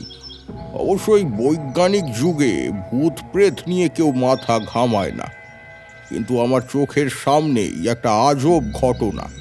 স্পষ্ট দেখলুম সাদা সাওয়ার হঠাৎ তার ঘোড়া থামিয়ে পথের উপর নেমে পড়ল, কিন্তু তার পর মুহূর্তে যা হলো আপনারা হয়তো সে কথা বিশ্বাস করবেন না। সাদা সাওয়ার মাটির উপরে পদার্পণ করে একেবারে যেন হাওয়ায় মিলিয়ে গেল। তারপর আমি হতভম্ব হয়ে দাঁড়িয়ে পড়লুম। এমন অলৌকিক কাণ্ড জীবনে আর কখনো দেখিনি। তারপর আবার এক অদ্ভুত দৃশ্য। সাদা সাওয়ার আবার দেহ ধারণ করে এক লাফে ঘোড়ার উপরে উঠে বসল। তারপর ঘোড়া ছুটিয়ে চলে গেল পথের মোড় ফিরে। কিন্তু তখনও দূর থেকে আমি দ্রুতগামী ঘোড়ার খুরের শব্দ শুনতে পাচ্ছিলুম। আশ্চর্য কথা বটে। আচ্ছা, সাদা সওয়ার যেখানে ঘোড়ার উপর থেকে নেমেছিল, আমাদের সেইখানে একবার নিয়ে চলুন তো। কিছুক্ষণ হাঁটার পর হঠাৎ দাঁড়িয়ে পড়ে ভুবনবাবু বললেন, হ্যাঁ, সে ঘোড়া থেকে ঠিক ওইখানেই নেমেছিল। এদিক ওদিকে তাকিয়ে বসন্ত দেখতে পেলেন পথের উপরে পড়ে রয়েছে একটা ঘোড়ার পায়ের নাল। সেটা হেঁট হয়ে কুড়িয়ে নিয়ে বসন্ত বললেন, ঘোড়ার পায়ের নাল যে খুলে গিয়েছে, সাদা সওয়ার নিশ্চয়ই তা টের পেয়েছিল। তার ঘোড়া থেকে নামবার কারণটা বোঝা গেল বটে, কিন্তু তার অন্তর্ধান আর পুনরাবির্ভাবের কোনো হদিশই আমি খুঁজে পাচ্ছি না। সামান্য ঘটনা অসামান্য হয়ে ওঠে সময়ে সময়ে। সেদিন বসন্তের জীবন রক্ষা করল তুচ্ছ একটি কারণ। নিজের ঘরে বিছানায় শুয়ে তিনি ঘুমিয়ে পড়েছিলেন। হঠাৎ কে তাকে গা ঠেলে জাগিয়ে দিল। বালিশের তলা থেকে রিভলভারটা বার করে নিয়ে ধর্মর করে উঠে দাঁড়িয়ে বসন্ত বললেন, কে ওখানে? সঙ্গে সঙ্গে সুইচ টিপে ঘরের আলোটা জ্বেলে দিলেন। হঠাৎ আলোর ধাক্কায় চোখ মিটমিট করতে করতে মনমতো বলল, বাইরে ঝোপের আড়ালে কে একজন ঘুরে বেড়াচ্ছে।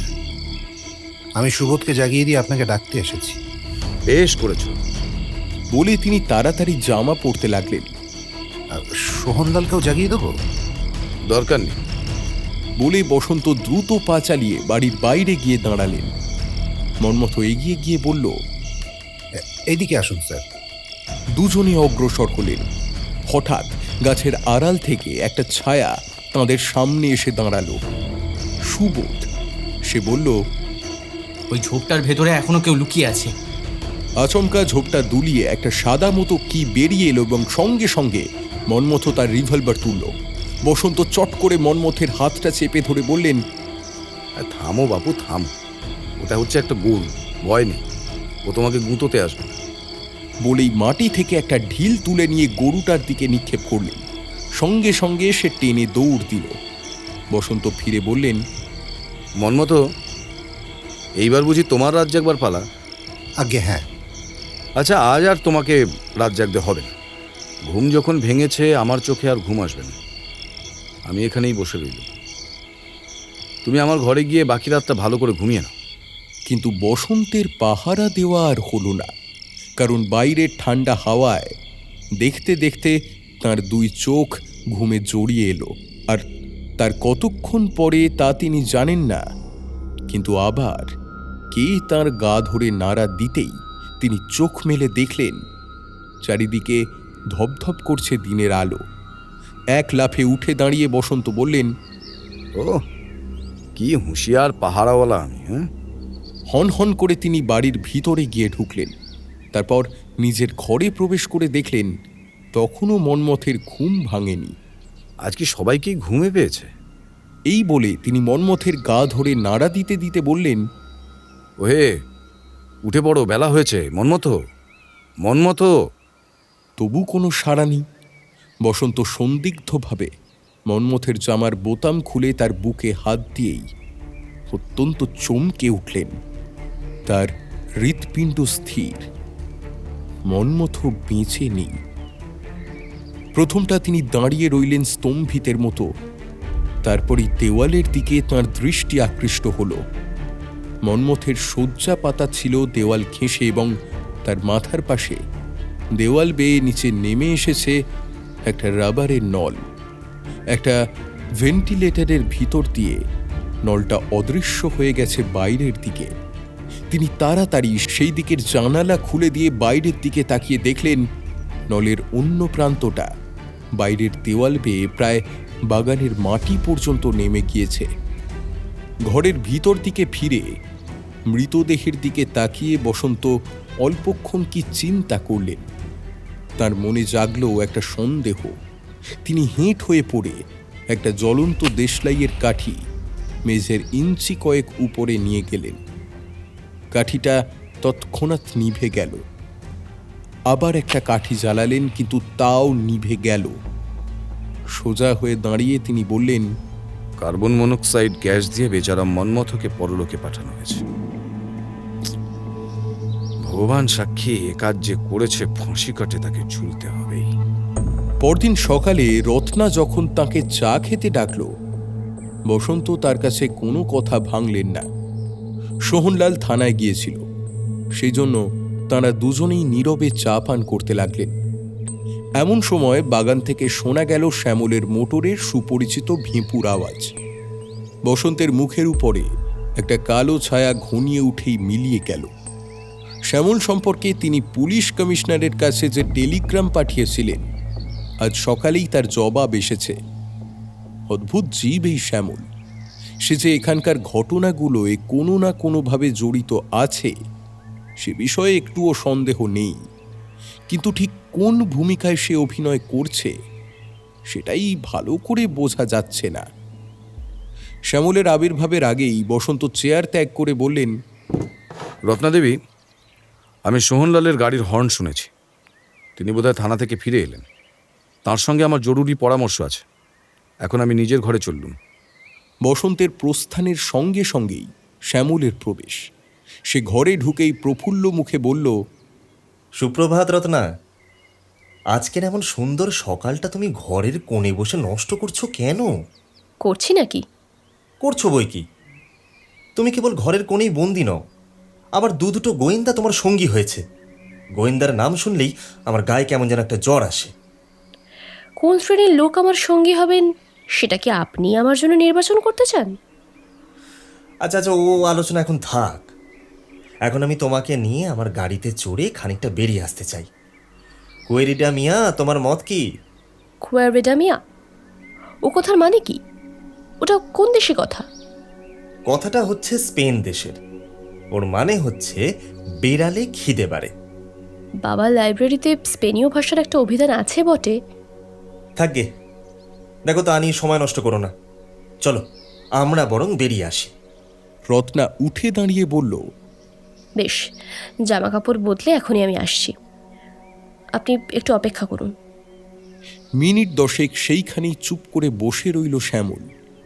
তারপর সাজ পোশাক পরিবর্তন করে রত্না যখন ফিরে এলো, অত্যন্ত গম্ভীর তার মুখ।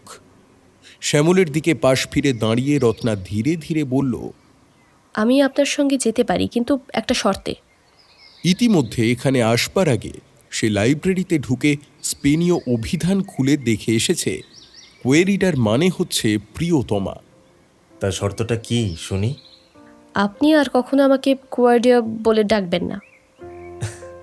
দেখো, তোমার যদি আপত্তি থাকে নিশ্চয়ই ডাকবো না। শান্তি স্থাপনের জন্যে আমি যে কোনো শর্তে সই করতে প্রস্তুত। এখন চলো। রোদে কাঁচা সোনার আভাস, আকাশে নীল পদ্মের রং, বাতাসে মধুর স্নিগ্ধতা, তরু মর্মর ও পাখির গান শুনতে শুনতে এবং মাঠে মাঠে ছবির পর ছবি দেখতে দেখতে গাড়িতে চড়ে তারা এগিয়ে চলল। তারপর রাজবাড়ির প্রাচীন ধ্বংসাবশেষের কাছে এসে গাড়ি ছেড়ে নেমে পড়ল দুজনেই। ধ্বংসাবশেষের পাশেই ছিল ছোটখাটো একটা পাহাড়ের মতো উচ্চভূমি। সেই দিকে আঙুল দেখিয়ে রত্না বলল, ওখানে আমি কখনো যাইনি। বেশ, চলো। উচ্চভূমির টঙে গিয়ে দাঁড়িয়ে দেখা গেল দিকে দিকে বিচিত্র সবুজের সমারোহ। কি চমৎকার! শ্যামল কোনো কথাই বলল না। আপনি হঠাৎ বোবা হয়ে গেলেন কেন? উপায় কি বলো? আমার উপরে হুকুম হয়েছে আমি কোয়েরেডিয়া বলতে পারবো না।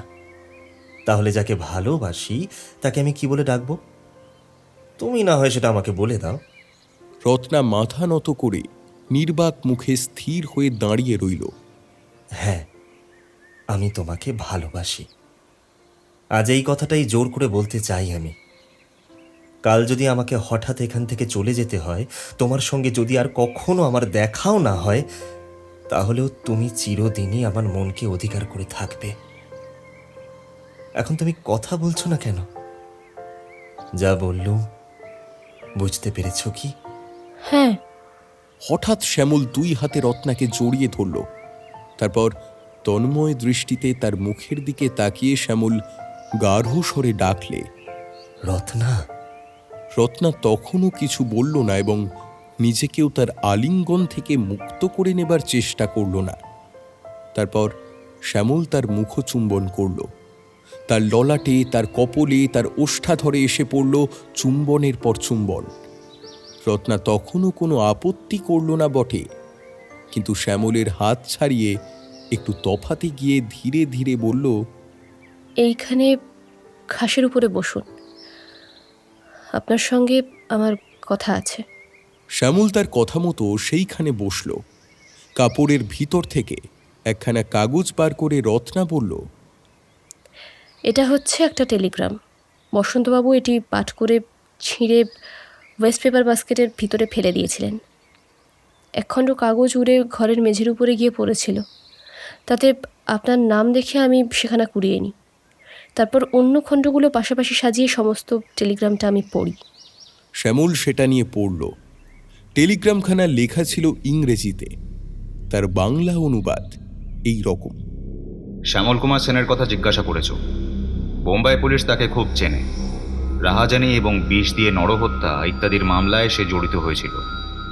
বোম্বাইয়ে সে 1 বছর জেলও কেটেছে। আপাতত তার বিরুদ্ধে তুমি কোনো কাজ করো না, তার গতিবিধি বরং লক্ষ্য করো। তোমার কথা মতো তাকে গ্রেপ্তার করবার ওয়ারেন্ট পাঠাচ্ছি বটে, কিন্তু এখন তাকে গ্রেপ্তার করো না। শ্যামলবাবু, এসব অভিযোগ নিশ্চয়ই সত্যি নয়? সত্যি। আপনি 1 বছর জেল খেটেছেন? হ্যাঁ। কেন? এখন আমি এ প্রশ্নের উত্তর দিতে পারবো না। রাহাজানি, নরহত্যা?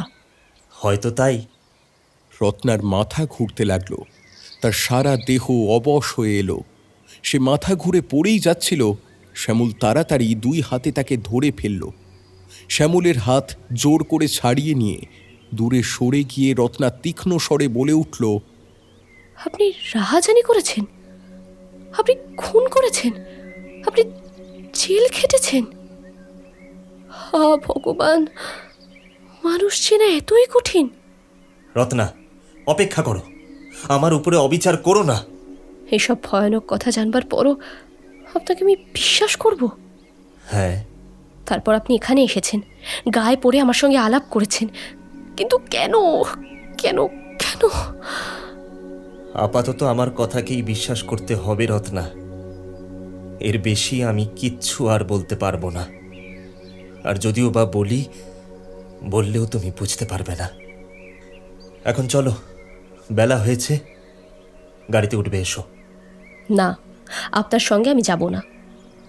পাগলামি করো না, চলো। না না না, চলে যান, চলে যান আপনি এখান থেকে। শোনো, আপনি এখনই যদি এখান থেকে চলে না যান, তাহলে একলাই আমি বিদায় হচ্ছি। বেশ, তাহলে আমিই যাচ্ছি। কিন্তু একটা কথা মনে রাখবে, আমি থাকবো চিরদিনই তোমার অনুগত। বলেই আর কোনো দিকে না তাকিয়ে দ্রুত পায়ে উচ্চভূমির উপর থেকে নেমে গেল। তারপর নিজের মোটরে গিয়ে গাড়ি চালিয়ে দিয়ে নিজের মনেই বলল, এখান থেকে এখন আমি চলে যেতে পারবো না, কারণ এখনো আমার চলে যাবার সময় হয়নি। যা করতে এসেছি তা না করে এখান থেকে কিছুতেই আমি নড়তে পারবো না। আমাকে বিচার করবেন স্বয়ং ভগবান। অন্তত আর 1 সপ্তাহ আমাকে রাধাপুরেই বাস করতে হবে। তার মধ্যে ভগবান নিশ্চয়ই আমার উপরে সদয় হবেন। আর 1 সপ্তাহ? কিন্তু এই সপ্তাহ যে কি ভীষণ বিপজ্জনক, শ্যামল মনে মনে সেটা উপলব্ধি করতে পারল।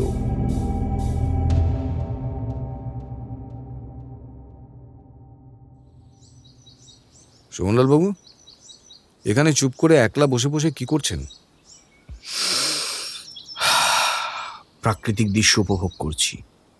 ইজি চেয়ারে অর্ধশায়িত অবস্থায় বসন্ত সিগারেটে একটি সুদীর্ঘ টান দিয়ে একরাশি ধোঁয়া উৎকিরণ করলেন। তারপর সেই ধোঁয়ার কুণ্ডলীর দিকে তাকিয়ে বললেন, প্রাকৃতিক দৃশ্য উপভোগ করছেন নাকি মস্তিষ্ক চালনা করছেন? ঠিক কি ভাবছেন বলুন দেখি। বসন্তবাবু, আপনি নিশ্চয়ই নিজেকে সুচতুর বলে ভাবেন। নিশ্চয়ই।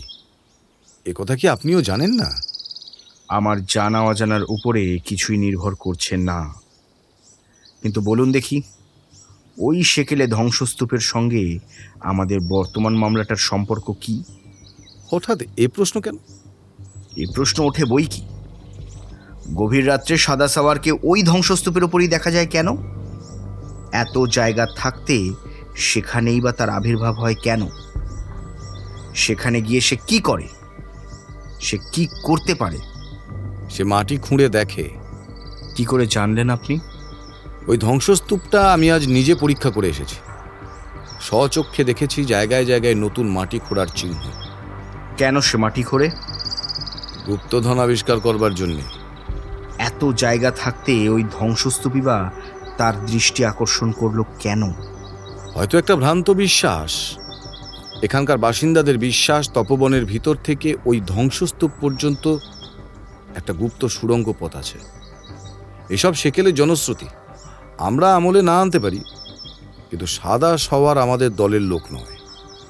সোহনলাল আর কিছু না বলে একটি সিগারেট ধরালো।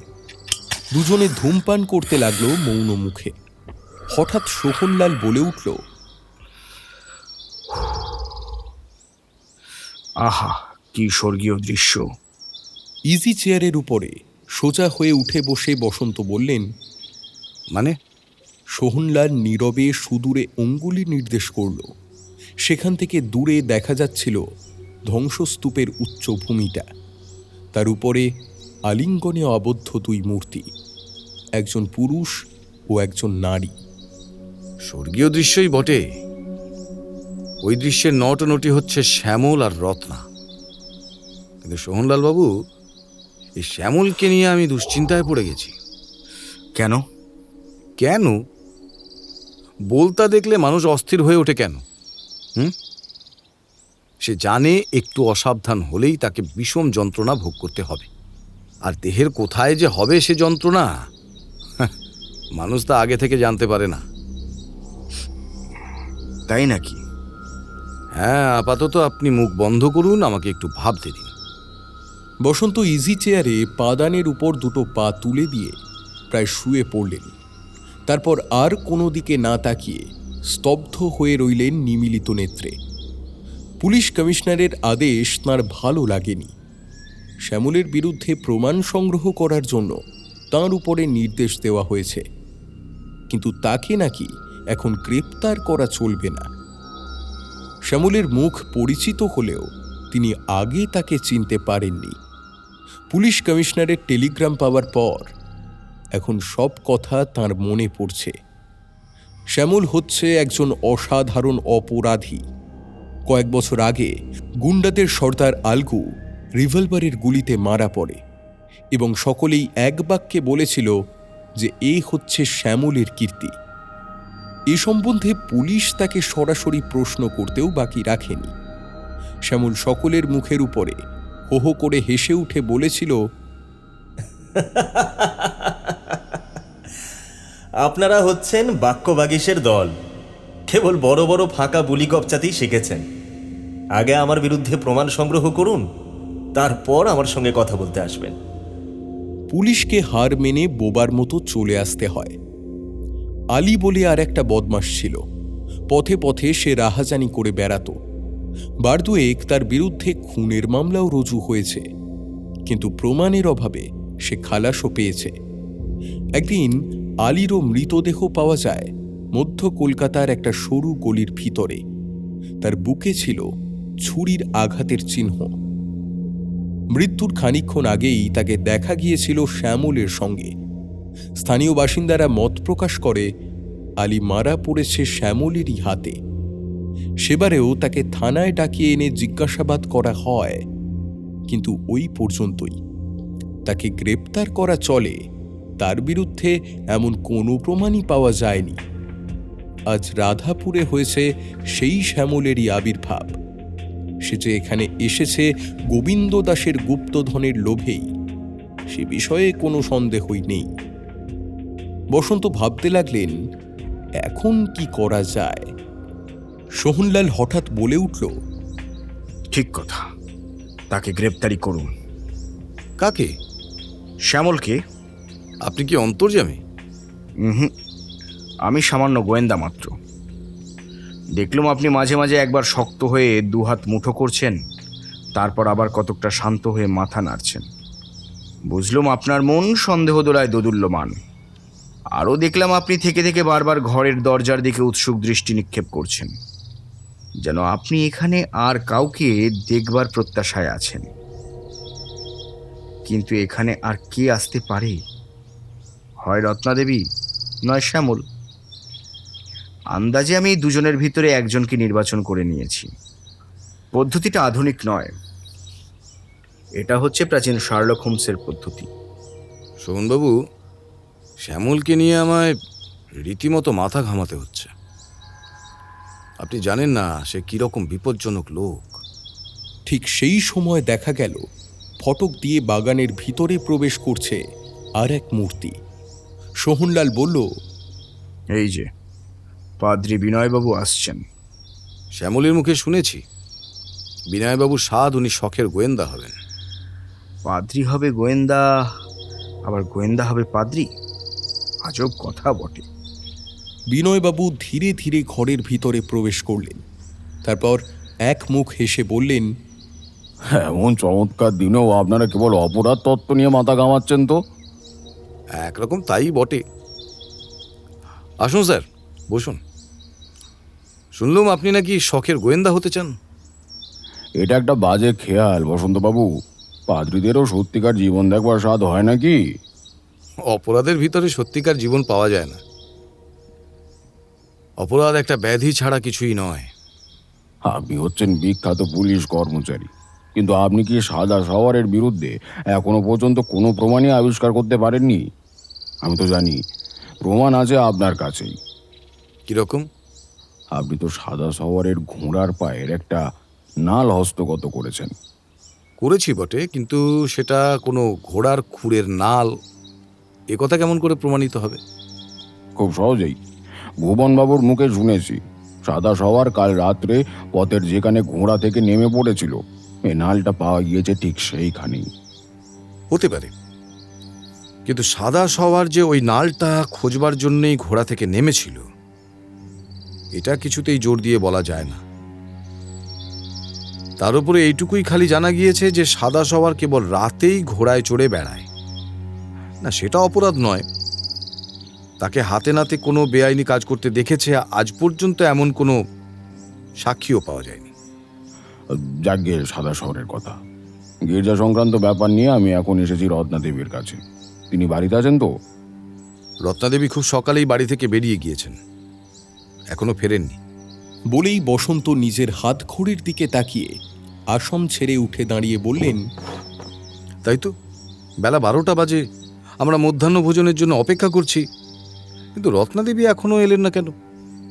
প্রেমের তুফানে ওঠানামা, সময় যে কোথা দিয়ে কেটে যায় প্রেমিক প্রেমিকারা তা আন্দাজও করতে পারেন না। তাই তারা এখনো ফিরে আসেননি। হয়তো তারা বিকালে চা পানের সময় ফিরে আসবেন। তাঁরা মানে? তারা মানে রত্নাদেবী আর শ্যামলবাবু। তারা আজ দুজনেই একসঙ্গে একাত্তা হয়ে আছেন। রত্নাদেবী আর শ্যামলবাবু? প্রায় 2 ঘন্টা আগে আমি সচক্ষে দেখেছি শ্যামলবাবু একলাই বাড়িতে ফিরে এসেছেন। আপনি ঠিক দেখেছেন তো? নিশ্চয়ই, শ্যামলবাবু এখন তার নিজের বাড়িতেই আছেন। সোহনলাল সচমকে উঠে দাঁড়িয়ে বলল, বসন্তবাবু, ব্যাপারটা তো কিছুই বুঝতে পারছি না। শ্যামলবাবু নিজের বাসায়, কিন্তু রত্নাদেবী এখনো অদৃশ্য। ভগবান জানেন তিনি এখন কোথায়। বসন্ত দ্রুত পায়ে গাড়ি বারান্দার কাছে গিয়ে ডাকলেন, সুবোধ, সুবোধ। সুবোধ তখন গাছতলায় চেয়ারের উপরে বসে একখানা খবরের কাগজ পড়ছিল। বসন্তের ডাক শুনে তাড়াতাড়ি উঠে দাঁড়িয়ে তটস্থ হয়ে বলল, আগে স্যার, আমাকে ডাকছেন? হ্যাঁ, তুমি এখানে হুঁশিয়ার হয়ে অপেক্ষা করো। যদি তুমি রত্নাদেবীকে দেখো, তাঁর সামনে চোখ কানকে সজাগ রেখে বসে থাকবে।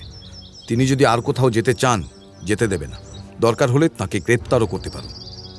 সুবোধ মাথা চুলকোতে চুলকোতে বলল, আগে স্যার, রত্নাদেবী কি অদৃশ্য হয়ে গেছেন স্যার? না, তিনি অদৃশ্য হবেন কেন? তিনি তো তোমার সামনেই মূর্তিমান হয়ে বসে আছেন। নির্বোধ গর্ধব। যদি বুদ্ধিমানের মতো কথা বলতে না পারো, বোবা হয়ে থাকো। যা বলি শোনো। তোমার কাছে রিভলভার আছে? আছে স্যার, আছে। দরকার হলে তুমি রিভলভারও ব্যবহার করতে পারো। আসুন সোহন বাবু, আপনার গাড়ি চালান।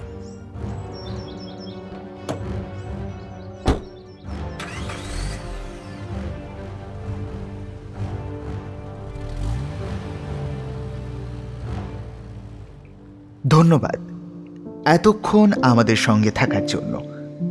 গল্পের পরবর্তী অংশ আসছে খুব শীঘ্রই। না, বেশি দেরি করব না। কাল বাদ পরশুই আসছে গল্পের শেষ তথা অন্তিম পর্ব। ততক্ষণ সবাই ভালো থাকুন আর সবাই ভালোবাসায় থাকুন। ধন্যবাদ। শুভরাত্রি।